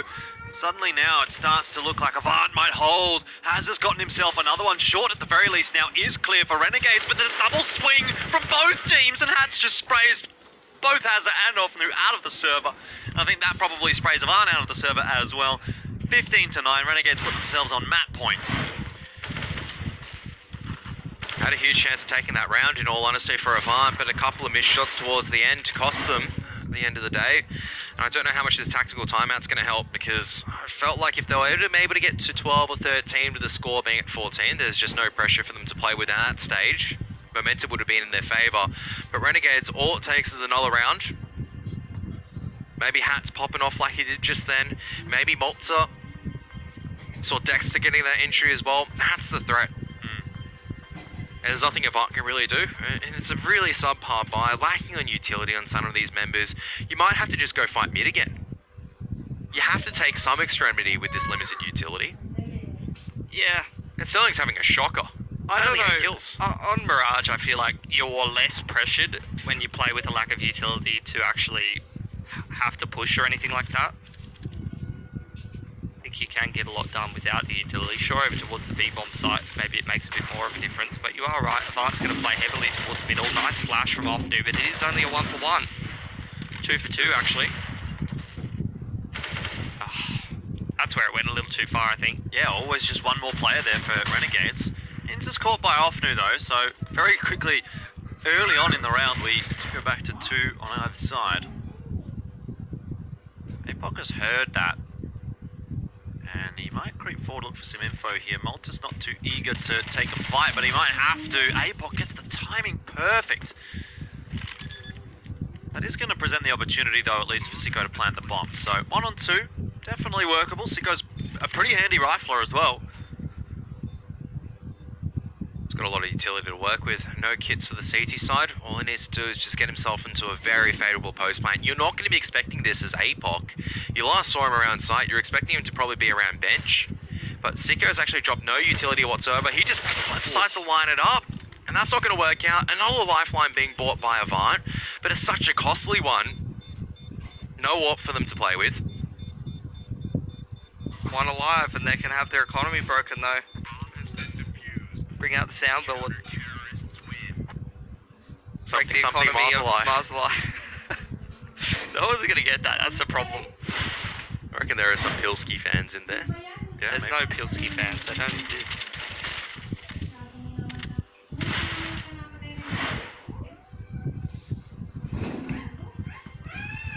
Tactical timeout for Avant. 10-15 is the scoreline. Relatively imposing still. Just need someone to fire up and put that wind back into the sails of Avant.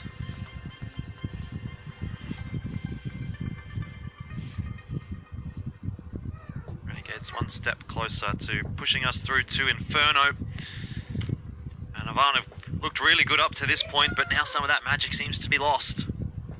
The thing is though that they have really done a good job swinging at least some of the momentum back in their favour, and they've made Renegades exert a little bit more effort to close this map out,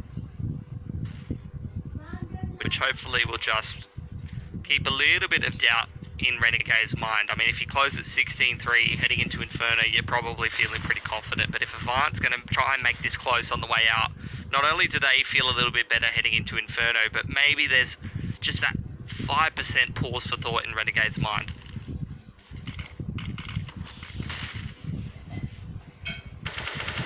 That's a nice entry. All it takes is one molly. Has us on a bit of a lurk around, but it seems to be cottoning on pretty quick as to what could happen here. Inns might as well have just gifted Renegades the final round that they need here on Mirage. Yeah, with a little red ribbon as well with those entries. Avant not really shifting away from the B bomb site. They have to gamble stack somewhere.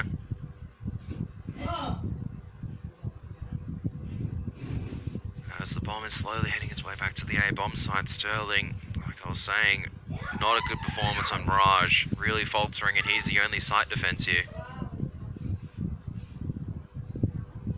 It felt like only a matter of time for Renegades. But at least Avant has kept it nice and close, and that's a good opening. Sicko's in the perfect spot to trade it back down. Sterling has no idea. Renegades just walk their way onto the bomb site. APOC falls as he tries to rotate in, and Offnu's clutched out a couple of rounds here on Mirage, but this one I think might be a little bit too far out of the realms of possibility. Malta's spotted him, Sicko's waiting. Sicko was low, but now is the same case for Offnu, as he's down to 4 HP. And Renegades will most certainly be picking up their 16th here. The Molotov goes out, Malta's behind him. Does he go for the knife kill? I'd say yes. And that's a fancy way to finish the map. 16 and 10, the scoreline. Renegades will pick up their first victory here in the best of 5 series against Avant. The scoreline now reads 2 apiece. We're locked into a battle on Inferno to find out who will take the victory. DreamHack Masters Spring for ANZ.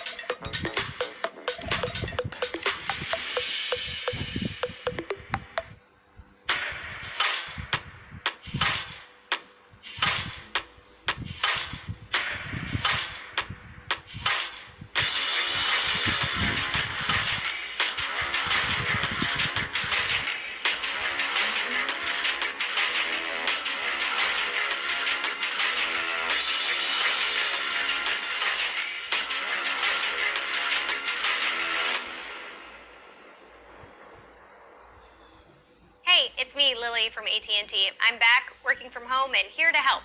Hey, Lily, I'm hearing a lot about 5G. Should I be getting excited? Depends. Are you going to want faster speeds? I will. More reliability? Oh, also yes. Better response times? Definitely. Are you going to be making sourdough bread? Oh, is that 5G related? No, it's just like, why is everyone making sourdough now? But yes, you're going to want 5G. AT&T is building 5G on America's best network. Visit att.com to learn more.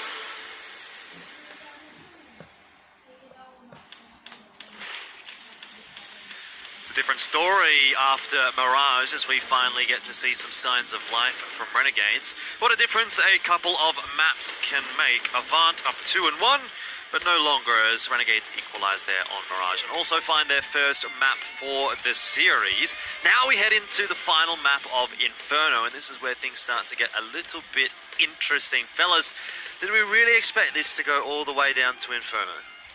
A little bit. I did, yeah. Honestly, today I thought it would go to all 4 maps. I think it's just too likely that there's a couple of maps that Avant can take away.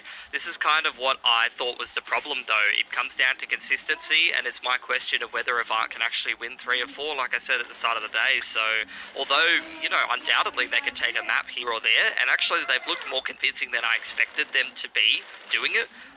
The question is really, can they win just as many as Renegades can? Alright, well, before we talk about Inferno, let's sort of break down that map of Mirage a little bit here. It really seemed just from the outset that it was a different look Renegades coming into this third map. Yeah, no-nonsense Renegades. They were looking to pretty much assert their dominance, and you could see there's actually a lot of confidence players coming out. You saw them pushing, you saw them looking to get into fights, you saw them looking just to swing and just take every aim deal possible because they knew that they were winning it.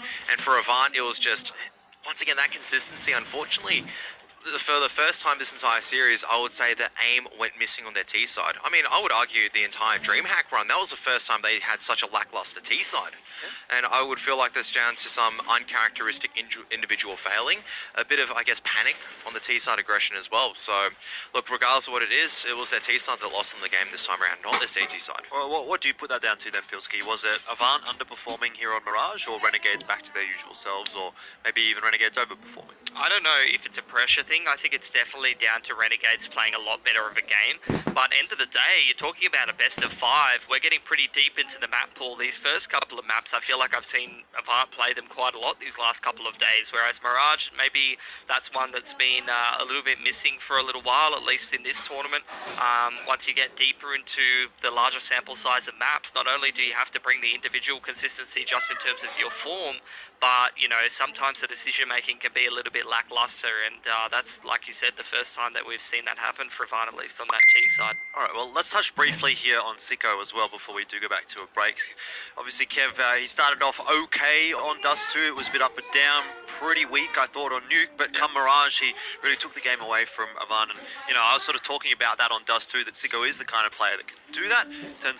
Turns out that he has finally shown up here on Mirage. Yeah, it was critical that he was able to do it nice and early on from that CT side. You could just see from the round where he's starting to hit these scout shots. That's the part where you go, oh, I'm starting to get a bit scared for Avant if they're unable to land their shots.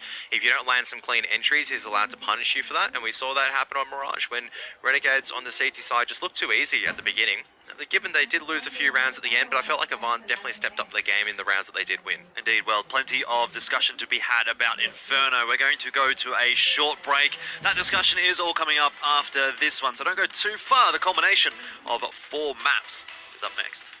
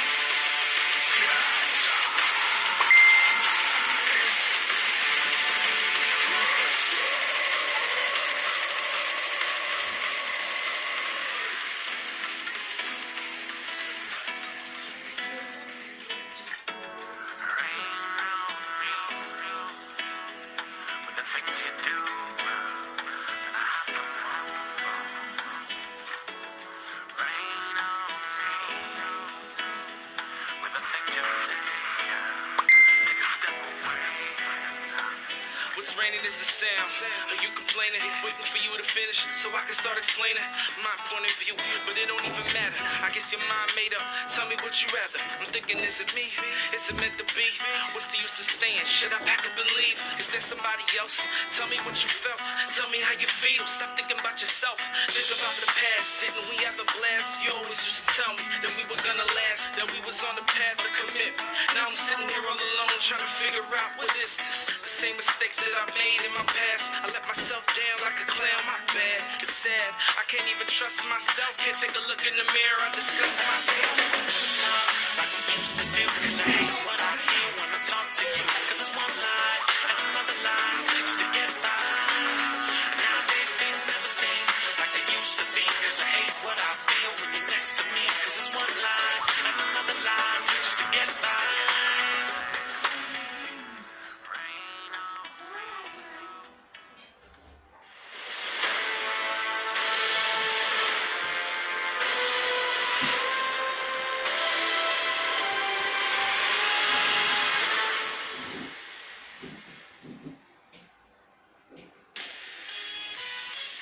The Inferno, where Renegades and Avant finish their grudge match, and it certainly has turned into a grudge match. Good looking stats there for Renegades, 100% win rate, but we also saw that on Nuke, and so it's not always going to be telling the truth. Decent stuff there as well for Avant, but certainly some reservations after their match against Order on this map. Very, very interesting final map, Kev. Now, you were the one that predicted Avant. You also said if they were going to do it, they had to do it in 3. Now that we're through to the 4th, what do you think about this series? Where do you think this is going? Is it just too late now for Avant? They've let Renegades back in that door and it's all over. Sorry, I just had something stuck in my throat for a bit there. Wait, is this meant to be a joke segment or? This is actually not a joke segment. I actually had something stuck in my throat and I was just like, oh, I can't get it out. I'm choking on my prediction, help.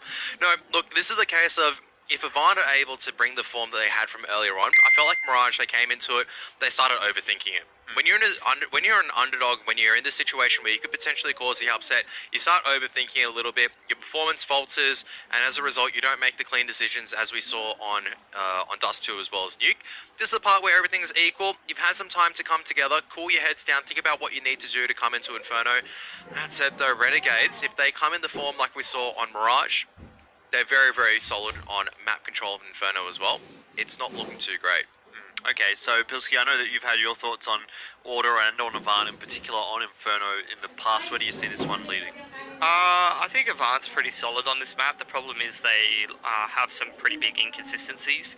I also think that just in general, it's pretty unlikely they're going to bring a good enough form to beat a Renegades who's playing pretty seriously after that last map, and this is just the classic map, Inferno, where Renegades can kind of bully the other team out of the server. You know, In's just going up banana and taking control.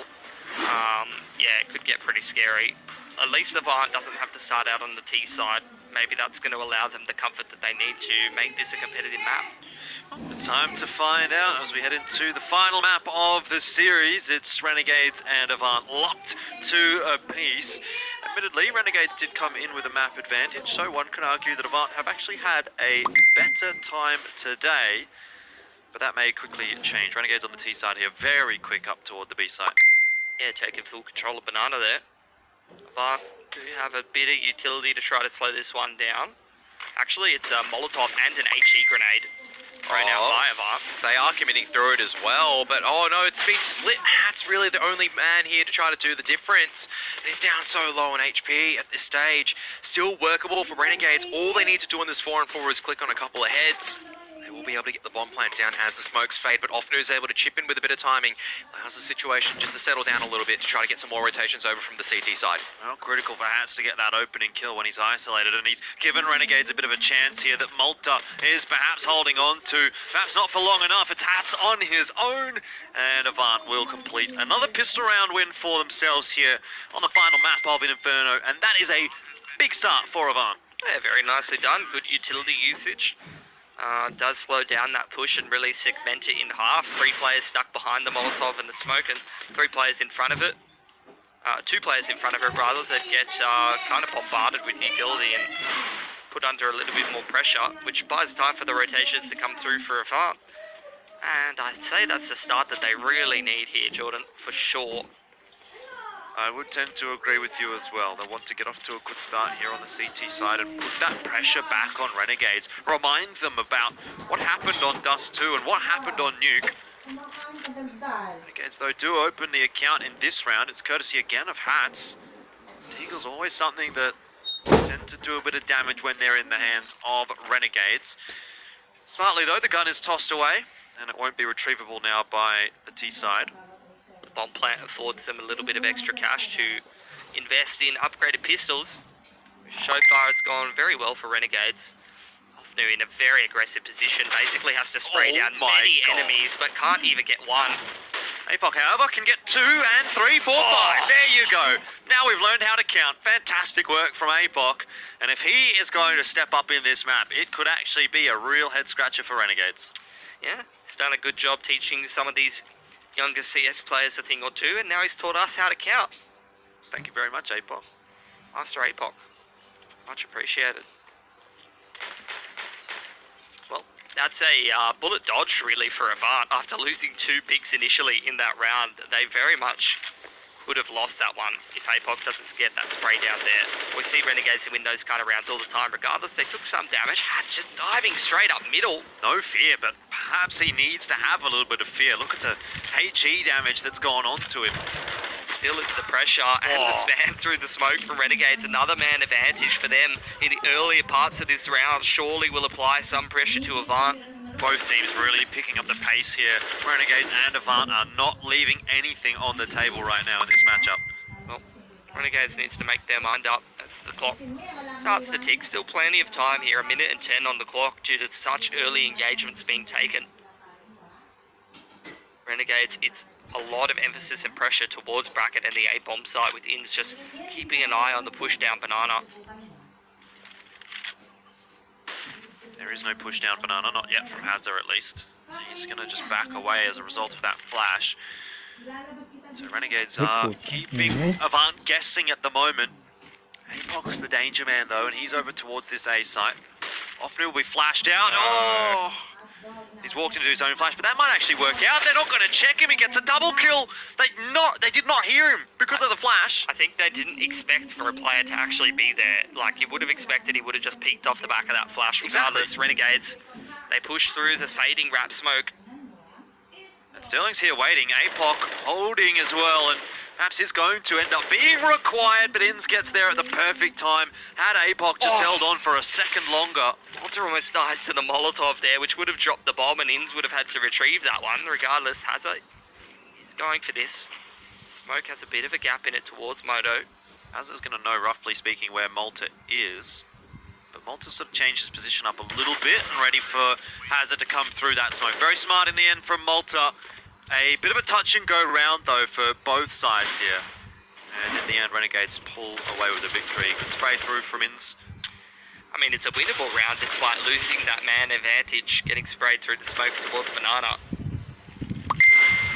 But unfortunately, don't push it just over the line. They've force bought into this one.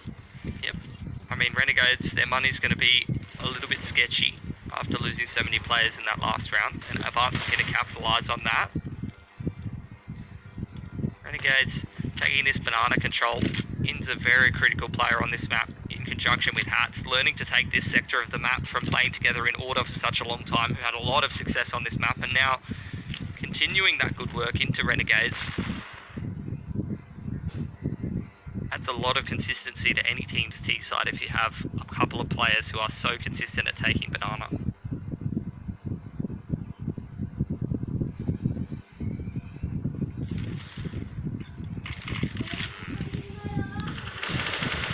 How does that change things? Has a initial kill with a Deagle in this round, the re-smoke as well onto banana. Avant still hanging on to a couple of smokes as well. Sterling will rotate his way over towards B. Throw that one down, which is going to make them feel a little bit more confident in the B hold.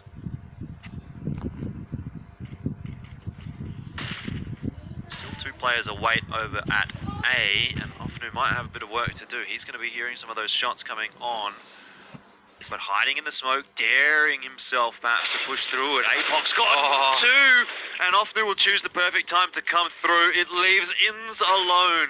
Again, it just seems like Avant can find those moments of magic here on Inferno. It's a huge difference to Mirage. Already you can tell that in the first 4 rounds of the map.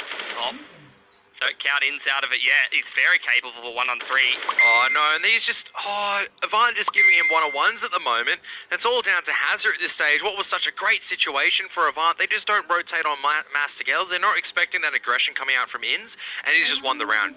There's no kit for Hazard to play with. He has to tap the bomb or hit a huge 1-dig at the stage. You can see Inns more than happy just to play the time.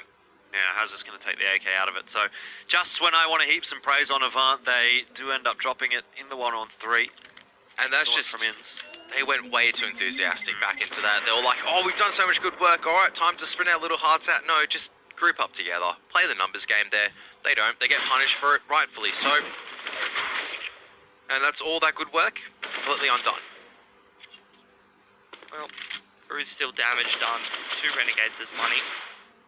But could look to invest somewhat into this round. A couple of upgraded pistols and the AK and armor could keep this one expensive for Renegades, and as long as they do that, the window is still open for them to start to turn around this CT side. But yes, no doubt, especially after losing the AK and armor right at the start of the round, that is an opportunity that's gone missing. It'll be a methodical approach from Renegades here in the anti-eco. Chucking as much utility as they can afford to. Now Hats looks for a bit of extra cash in the back pocket, farming up with the AK, or rather the MAC-10, upgrading to the AK. Common molds, they take the same fight. Okay, it's Dexter that fights it at the end of the day.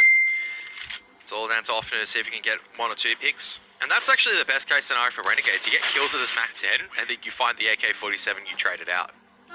It's pretty good. Now the buy for Avant. Unfortunately, didn't really find any success in that last round. So, not much of a window open for them to exploit.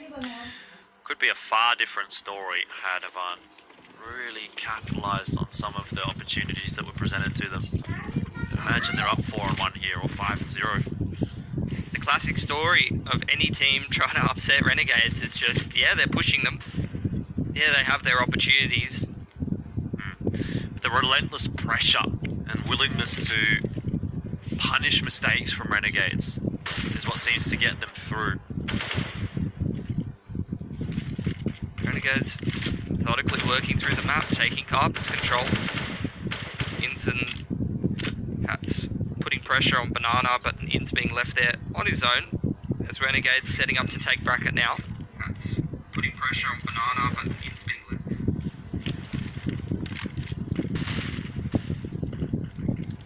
Sterling still pushing forward though, able to have a bit of a glimpse of information and chipping away a little bit of damage as well. So it keeps Renegades honest in terms of them taking this top bracket's control for now. But utility is starting to dwindle away from the CT side. Hazard though, left with the smoke and incinerator on the B side, allows the extra player and blitz to float over to the safe side defense. 35 seconds left, out comes the execute, Jordan. Well, you got 4 players over here for Avant, so you could really ask for a better setup, although they're all kind of stuck on the site. No one in pit. Doesn't seem to matter though. Ofnu's managed to get a couple, and Apoc chimed in with 1. Blitz is here to salvage. Sterling still remains on the bomb site. Sicko's aware of it, but how much good that's going to do, I'm not too sure. 3 apiece. Avant get themselves the round. Looks like Hazard has not been able to upgrade that from us to an M4, which is a little disappointing in the end, but look, Avant will take the round at that point. 4 from us as though going into round 7 is a bit of a yucky buy. Gross. I'm puking at the moment. Like the only people I've seen use the FAMAS to any use whatsoever has been Apoc and Ofnu, so look, we'll see how it goes for them. Sterling could have an impact early on in the round with the AWP. He tried to, was down mid, but decides to back away. This is where things start to get a bit more difficult though. If Ofnu is challenged and it's kind of a solo challenge there, Hats is always going to win that, but Apoc really seems to be on something today. Sterling's fully flashed, hasn't been checked by Inns, finally gets spotted by Malta. Bit of a strange round that pans out favourably for Renegades. Not even a FAMAS connoisseur like APOC can only do so much in a situation like that. Good utility usage, forcing Renegades into the back of the site here, and the nade to follow up actually makes a lot of these players a lot more killable with a FAMAS.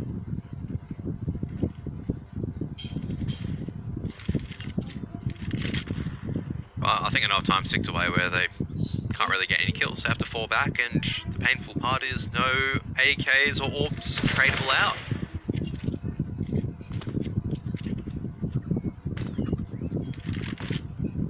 Now this is just down to Renegades taking top bracket control and individual fights happening from Avant, which you can't make it happen with FAMASs. Indeed.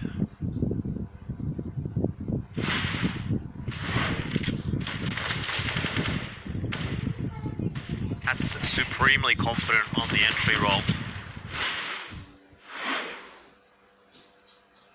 And looking like a pretty dire situation now for Avant, because they won't be able to substantially buy back into this round. Inns having a good map. And a tactical pause. We've seen some relatively early tactical pauses during this series, which I don't mind, sort of around round 5, 6 or 7, depending on how things are going. We're into round 8, so this is one of the later attack pauses we've actually seen at the start of a map. And I think that's by virtue of the fact that it's been quite back and forth here on Inferno, as opposed to what we saw on Mirage and Nuke. Very one-sided starts there. And both, in the context, relatively one-sided maps as well, 16-9 and 16-10. But if we keep going backwards and forwards here, we could well see another really close one. I do get the sense that Avant tend to go to close Inferno maps more often than not. I wouldn't count them out just yet. But Renegades are the ones that are in pole position to start running away with this half, and this round is going to be just the first stepping stone. Retake utility ineffective since boosts up with full information there. Avant taking a bit of a backseat in a round like this, even though they did hold on to the FAMASs. They won't be buying up. Instead, just taking a passive approach with the economy, allowing Renegades a little bit more of an avenue to take the lead here on this T side of Inferno, so that they can have a better buy later on. Has has done his job, getting one kill on the entry. There's going to be a couple trying to overwhelm Malta. He might even challenge one more. All said and done, it's the FAMAS that's done the only real significant damage in this one. So Hazza can give himself a pat on the back, but it's really a wooden spoon prize unless he can find a little more. And it seems Blitz is not altogether too interested. Yeah, wooden spoon prize isn't too bad. FAMAS is about as useful as one in combat, and he's making it look pretty dangerous. Oh, it does go down, unfortunately. So it's just Blitz left alive. And Renegades put their 5th on the board. A nice anti-eco. I don't think Blitz is alive for much longer as well. End of the day, I think he's not going to be too upset about losing the FAMAS towards the end of the round there. Maybe blessing in disguise. Like, oh damn, I have to buy an M4. Oh no. A viable weapon. Fortunate.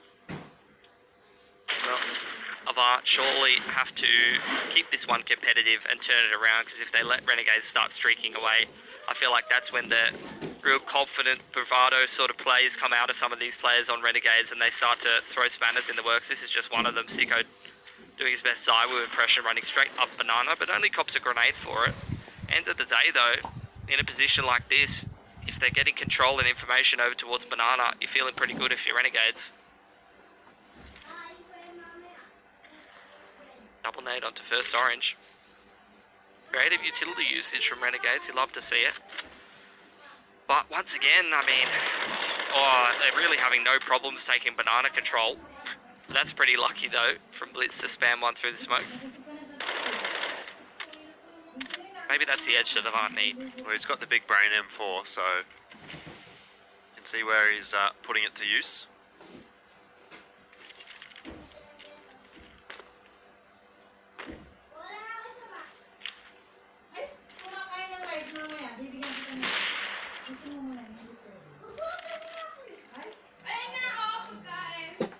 KK naman. Pretty much all the utility from the B side has been burnt out, so utility has been used back at A and then back at B. So hard for Avant to get a read of the situation at this stage. It is going to be an eventual A side commitment from Renegades, but no one from Avant actually taking the fake just yet. The flashbang goes. Opnu trying to play through the edge of the smoke. It's not going to work out. Up trying to hold on as the rest of the players trying to push through Diggity. It's not going to work. That is a very clean round for Avant. That's exactly what they needed as well. 4 alive. Now, 1 round, that's all it takes for them to break the Renegades economy, if Renegades do decide to force into this. Yeah, I'll tell you what, it's not going to matter if it's a fake if you just hold both sides. Easy. Just shoot him, lol. I don't know why no one's ever thought of that before. Just hold all the... Just shoot him, don't let him kill you. Easy. That's how you CS, apparently. I mean, end of the day, that's where you'd want to see Avant actually striking back, though. I feel like if they let it get a little bit further away from them and don't start to get things rolling, it's going to be to their detriment. We saw them front-running all of Nuke, and then on Dust 2, as soon as they were about to crumble under the pressure, it felt like a heroic play sort of relieved that pressure. As long as Avant's keeping things competitive and buying themselves the space that they need, I'm sure they can have a chance of actually upsetting here. But if Renegade streaks away with things, that's why it might be a little bit too much. Looks like they're doing too much streaking at the moment. A 1-for-1. Perhaps not what Sterling was initially looking for. And it's actually going to give an AWP over to Dexter as he holds the library angle. We'll see Offnu, and that is a sharp shot. That is a big opener onto the A-bomb side as well. I mean, Sicko has also spotted out the shoulder of Blitz, and Sicko might just find the timing. He actually lands the headshot to Hazard. The CT is now isolated away. APOC trying to escape into safety, but he has 3 people to find. Needs to find the timing of his life. He cannot. And another round that goes begging for Avant, just thanks once again to Renegade's team-based approach. They get the pick, they slow it down, and it works an absolute charm. That's going to put Avant back to a very poor economic situation. I think it's a single save from them, surely, after a round like that.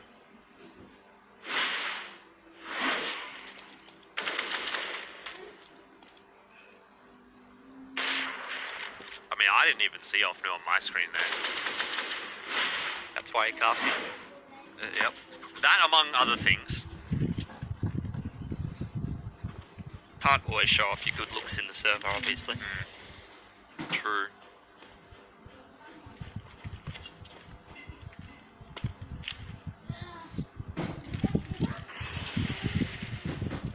Nice nade onto Sicko. Oh, hello.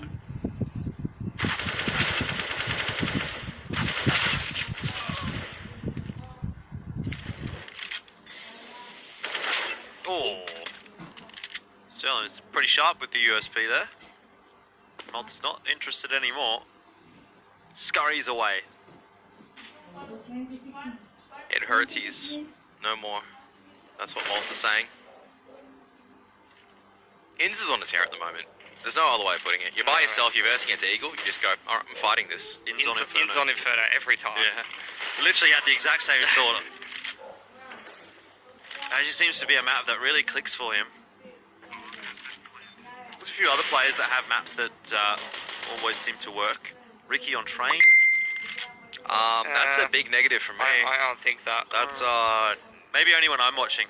I feel like every time I watch him play Train, Order's doing well on it. On T side.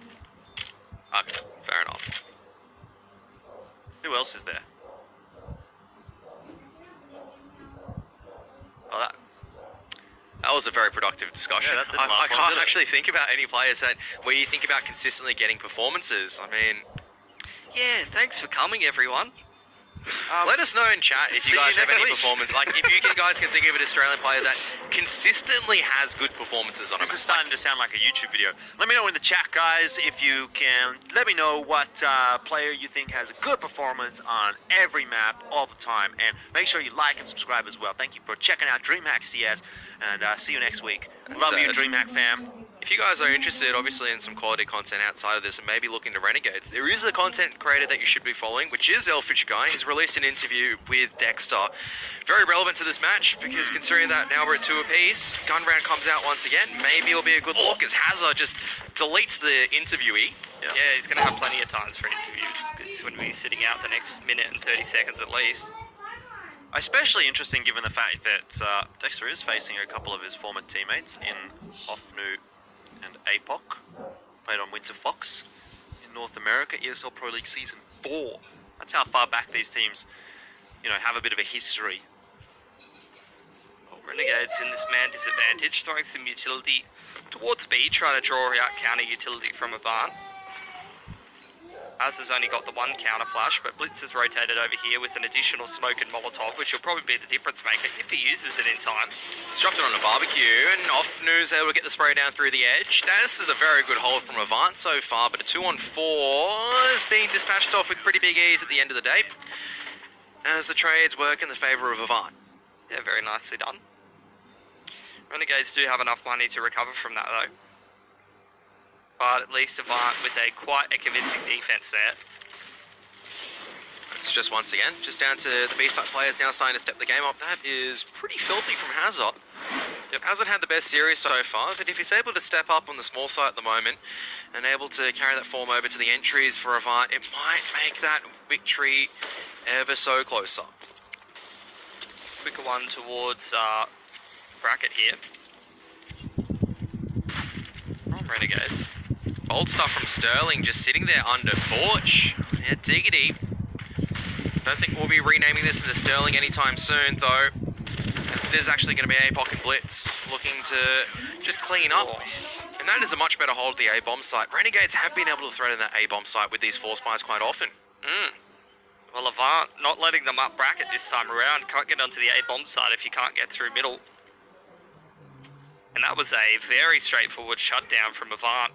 2 gun rounds in a row, depleting the Renegades' economy and allowing them to build up a little bit of cash. As long as they don't drop some extra guns to these pistols, Avant sitting pretty to try to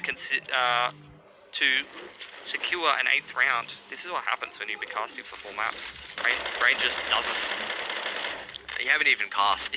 It's not even 4 maps. This is 3 and a bit. Things are starting to heat up, Hilly. Hillski, whatever you want to call yourself. Why does everyone feel the need to correct themselves? It's just a name, bro. It's fine. Doesn't matter that much. Just a name. Alright, I'll call you Scrub from now on. How does that sound? Just a name, bro. It's just a kill, dude. Just a flashbang, bro. Good stuff from Avant, as they're able to just consolidate this round. At least have brought it back to pretty much on par scores right now for both sides. So really, as we're going into the second half, it is pretty equal as there's Malta. Lands a couple of good shots with the Glock.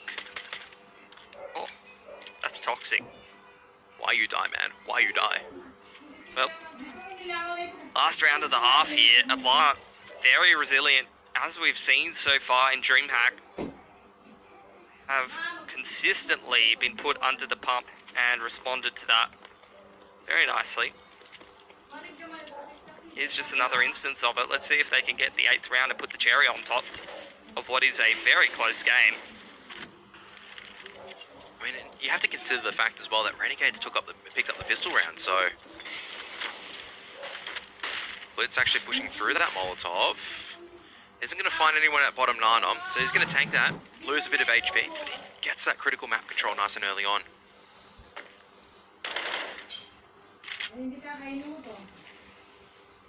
Just going to fall off of Banana. Rotation from Blitz back around towards the A side of the map. Actually going to swap with Sterling, who has utility for the big site. Also want to put the AWP over in that part of the map. With a minute on the clock, shuffling players around like this is very dangerous territory if you don't find the right positions at the right timings. And Malta surely could pick up Blitz on this angle. Misses the opportunity though. I say Blitz lucky to get away with his life there. As Sterling being left towards Banana side now. Oh, but he misses the shot onto ins. That said though, still an incendiary grenade and flashbangs to work with. Looking like a wrap through CT spawn to be here for Renegades. Walking through jungle side. This definitely cuts Avant in half here. All it takes is a missed shot from Hazard or Sterling, and this round could fall apart. Oh, this is definitely a clutch time right now. It's Dexter, what the heck is that? You cannot be doing that. He is moving in midair and just completely deletes Sterling as the B-side attack commences. Talk about an entry and a half. Just jump at them, 5-head. At the very least, Hazard making sure that his bomb might be able to go down. No, it is going to be planted, and this should be Renegades round as Blitz, the last man left standing. Oh my goodness.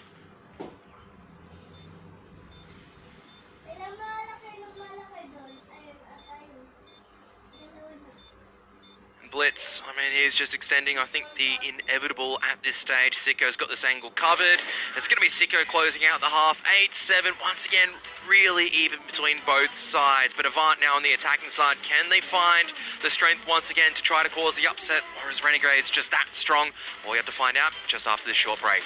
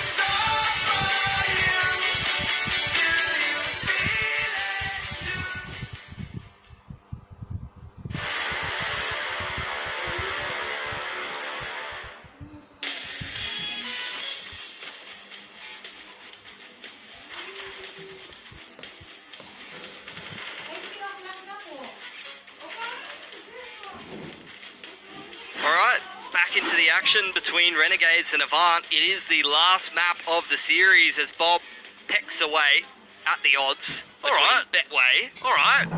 1.4. He has They're seen thinking Renegades are going to win it. He has seen every single game. He has seen the action. You know and what? That's why he's there. That really reminds me of like Was it the face at Major where they got the chicken to predict which team was going to get it? Regardless of the chicken, it's just going to be this Nana fight that's happening at the moment, and Hazza is going to be the point of contact as the flashbang comes forward. His ends is going to be flashed in. He's going to send it in full force. The trades also coming out as Renegades managed to grab that numbers advantage nice and early on. 2v4 right now, but the bomb has been retrieved. Yeah, this is a good start to the half Renegades, and they're up already around it.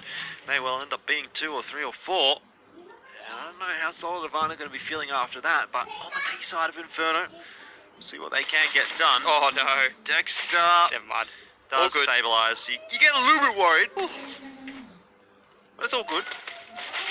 That's made me very tense, Jordan, but you know what? It's all right. You He's need a recovered massage? from it nicely. I heard Kevin was offering earlier, that's all. Oh, That's the only reason don't I worry, asked. I can get a Kevin massage anytime I want. Don't you worry about that. As Renegades taking that pistol puts a bit more pressure on Avant, but they are definitely not taking any saves. Continuing to go for that second round buy, which if they get through with it, a lot of the time puts the other team's economy absolutely in the bin and changes the entire game. But it's a question of if. Can they dig deep and win an important second round buy like this? So starting off with the first play at Nana as Hazard's looking to get a few deagle shots down. Alter just hiding safely behind the corner. He's got the information. Doesn't want too much more than that. Doesn't really tell you a whole lot though, seeing only the one player there in Banana. Could just be someone on the lurk. Could be the whole team hiding behind the corner. That's kind of what it was for Avant. Large majority of their members grouping up towards the B site. Ends with the MP9 will be the difference maker. Mask for Malta, not an enjoyable weapon to use at the best of times. He does put the smoke down at the right time though. We'll just keep Avant at bay for now. For me, this is all down to Offner actually getting this entry over at jungle, but with that flashbang, he avoids it. I don't know if his shoulder was spotted out, but it looks like it just barely was. And now the pressure is really going to start commencing on this jungle side. Offner at least gets the dink down, but Blitz cannot land the shot. The bomb has been compromised as well. So this should be the crossfire surely coming out from Renegades to clean out this round. It's going to take some huge shots from the remaining members of Avant to try to turn this around. You can already see they're rotating on mats. They've spotted bomb. They know this isn't a fake. And there's one nice shot in there, but it should be the rest of the guns preserved for Renegades, which is honestly a huge win. Keeping 4 guns alive, considering that Avant 4 sport, I'd be a happy man. Yep, certainly. Means Avant are not going to be able to buy into this round. And that gap is starting to increase. Think about how big the gap was when Renegades dropped the first 2 maps and how strong Avant must have been feeling heading into Mirage, but it really has turned around quite quickly. It's the Renegades of old that we're used to seeing back here on Inferno, and they are dispatching of Avant with ease. Malta's got 3, In's 1. That's the round over before it even started. Malta will farm up a little bit more of an eco frag, and he's up to 20 and 8. So Renegades go up to 11. They have now 4 rounds the lead. And on the CT side, they might actually need every inch of that lead that they've got should the economy suffer some problems.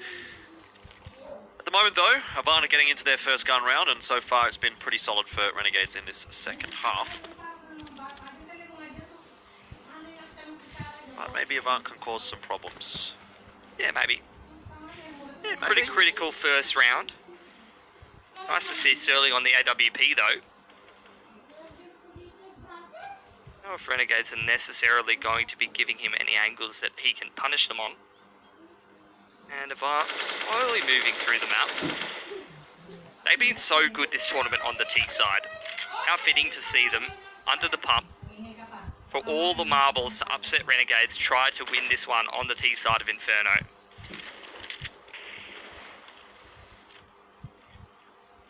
I mean, it's impressive for Avant to even get here.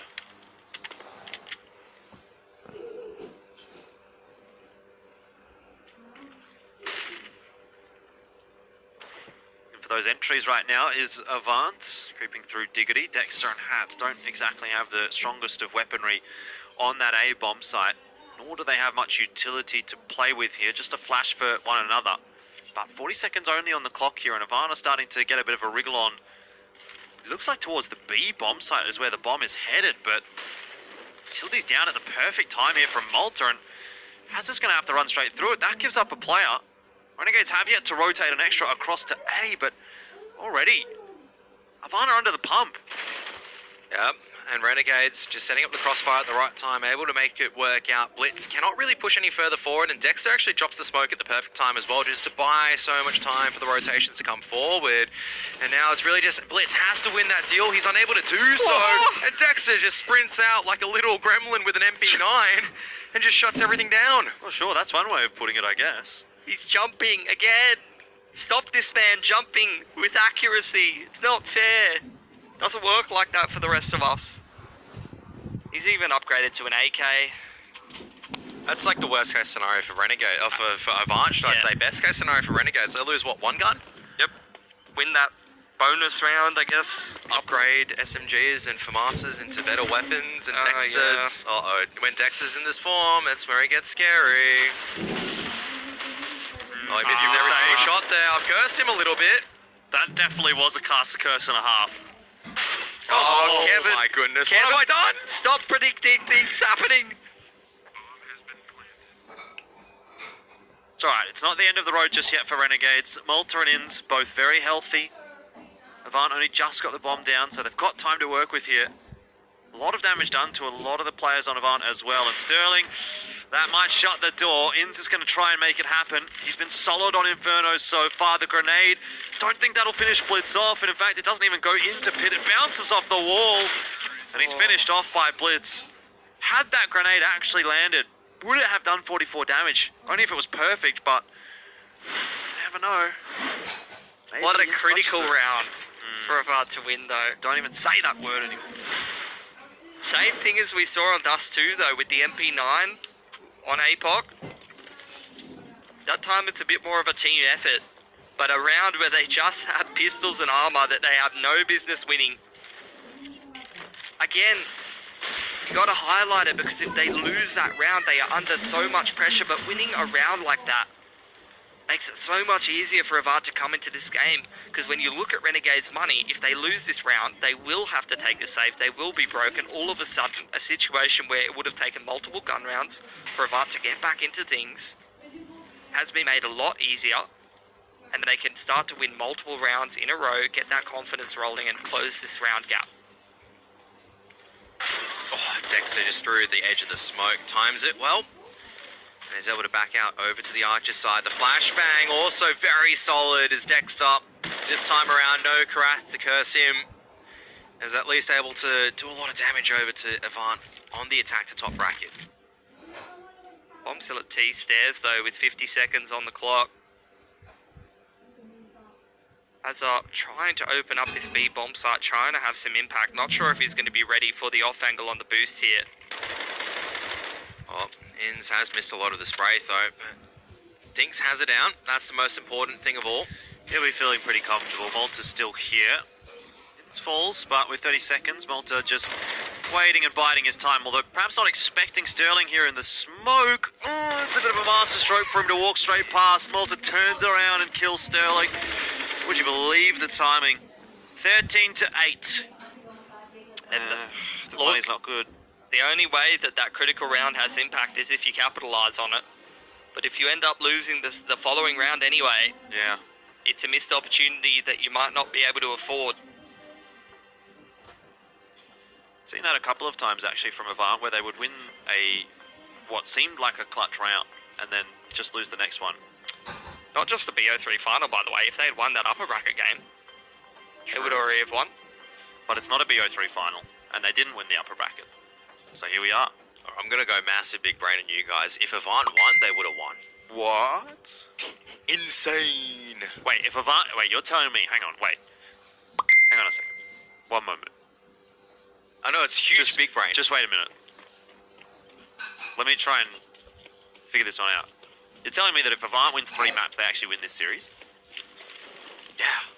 Wow. But they've only won 2 maps. Now comes the Nana fight at the moment. Malta, he's going to get the spray down to 1. A couple of blinded members, and the Molotov incendiary grenade from Inns able to complete off the job. So, I mean, this is already looking just ever so closer, inching forward to a Renegades victory. There's a 3v2 on the B bomb site still though. But Dexter and Inns have been very good on this map, and there's no reason to believe that won't continue. 3v2, who cares? Renegades have just blitzed Avant out of the server, 14-8 the scoreline now, and the second half is really just running away from Avant, isn't it? Now they're in a pretty weird state of economy. Having brought up in that last round, Renegades taking that one, putting themselves on 14 means that Avant either have to force about that 3 to 3.5k mark or take a half buy like we're seeing it allow Renegades to get 2 match point.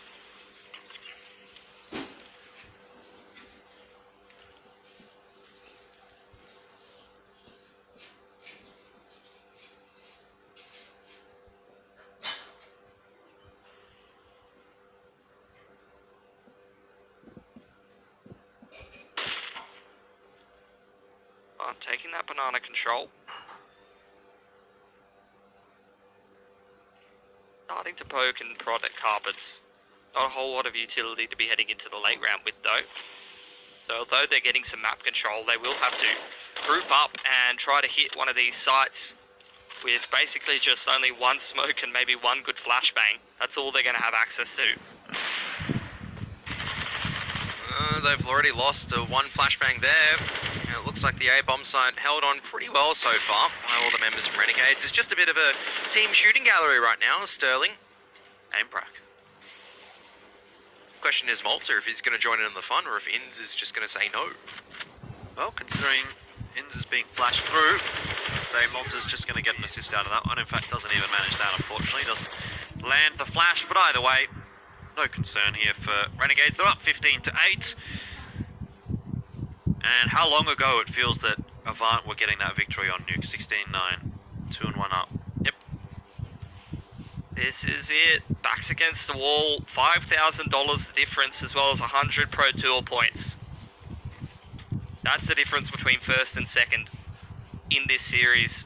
Pretty substantial one. It's like double or nothing at this point. So unless Avant can win 7 in a row just to keep themselves in contention and avoid losing the opportunity to have access to that. Already this Nana control looking good for Renegades, chipping away at the health of these Ts. Malta hides in the smoke. Oh my gosh. Jeez, that's not gone too well for him. Very messy. He really could have just blown on Sterling and he would have fallen over there. Interesting choice of words, but true. It's just going to try and get aggressive, but the flash kind of hits him as well, and so doesn't spot Hazard this time, which means Dexter, now it's his turn to do much the same thing, although perhaps not with a flash. Can Csgo be the difference maker for Renegades? Bet your bottom dollar that he can. Dexter just pushes through that smoke when 2 of his teammates have died. They have to accelerate now the pace. Avant trying to push onto the save bomb site, but a Glil holding in from pit. Csgo, he's not going to look at the right angle, he's going to get traded out. And it's all down to Dexter trying to push in through mid to complete the retake. Yeah, Avant are fighting well for this one. Although you have to say, at the start of that round, at least the first 2 frags going the way of Avant were maybe given to them a little lightly by Renegades. Dexter's still going to go for this one, and Renegades still have enough money to probably put 2 more buy rounds together.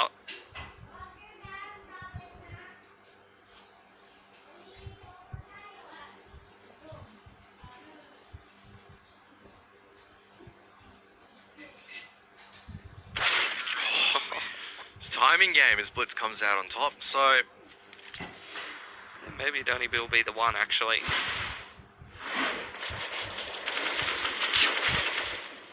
Sterling can't even believe his luck. I'm debating which spray was worse, right? You know the clip where Zeus like accidentally hits the DPI button and just sprays everywhere and just misses? I don't know which one was worse, that one or Malta. Either way,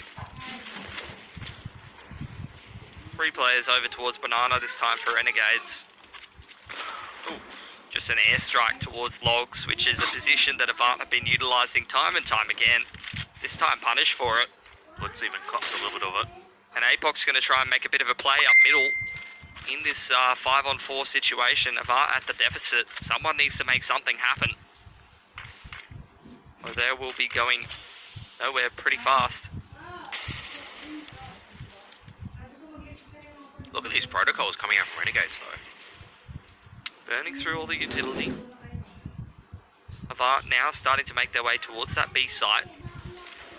Apoc does win the 1v1 in towards jungle side and is going to start to control the rotations on A. Oh, it's a big kill to Phones. It goes down. The bomb site's been given up essentially by Renegades.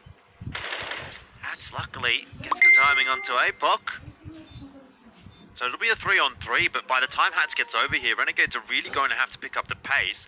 They have a smoke and 2 flashes to work with, so smoke in for Banana. Flashes to allow ins to try an entry, but you're just not going to catch all of these T's off. No! Oh. That's a huge spray transfer. Massive 3k in the post plant. And it's the veterans stepping up for Avant. Apoc and Ofnu do not want to go down in a series like this. Staying alive, but there's just so many opportunities for Renegades to get over the line, and these rounds are just such nail biters. Renegades will have to take a save in this one. Will allow Avant a little bit of breathing room. Still plenty more gun rounds before they can put it into OT, so it's going to take a lot more heavy lifting. And it's got to be more than just 2 players doing it. Pistols out for the boys. Doesn't really seem to help all that much for Renegades. Wait, did they beat Avant with USBs last time?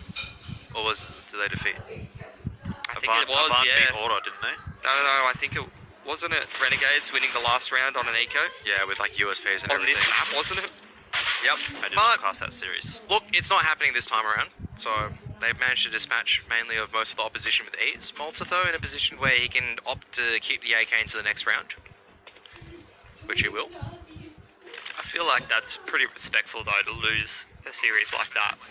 Very much honouring your traditions as an Australian citizen. Losing on an eco round. Salute the flag. Speak for yourselves, boys.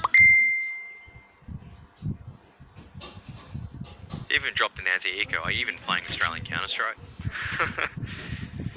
Oh boy. Nah, mate, we're just really good at those force buys. Yeah, that's it.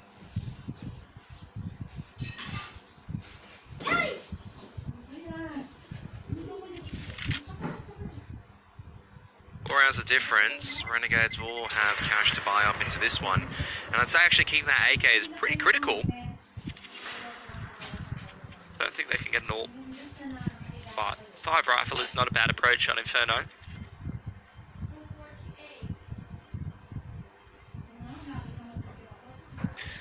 That's thinking music, boys. A bit of thinking needs to be done by Avant here. 4 rounds in a row required still. Money's getting low for Renegades again, so look, it's possible for Avant. I don't want to count them out, but that's not a good start with Blitz not being able to put out that incendiary grenade. Tries to predict where the CTs were going to throw it. Unfortunately, it doesn't work for him.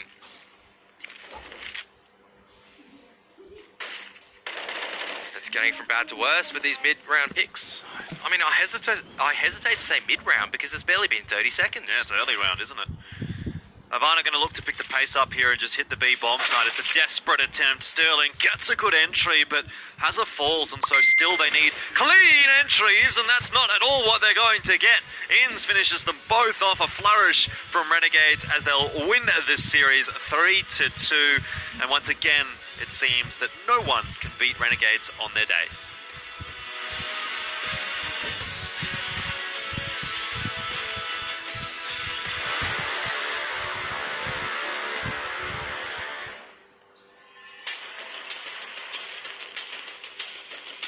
Flashbangs effectively. Have got through the smoke wall here, but Chris J, he is the final boss of the bomb site. Now Spitty and Chris J to keep Mousesports alive. Oh, Chris! He's found 3! It's down to a 2-on-2!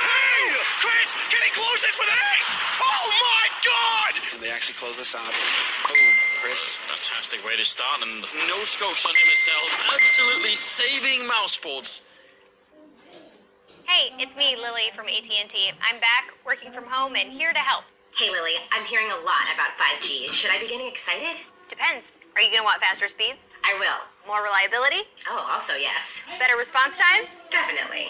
Are you gonna be making sourdough bread? Oh, is that 5G related? No, just like, why is everyone making sourdough now? But yes, you're gonna want 5G. AT&T is building 5G on America's best network. Visit att.com to learn more.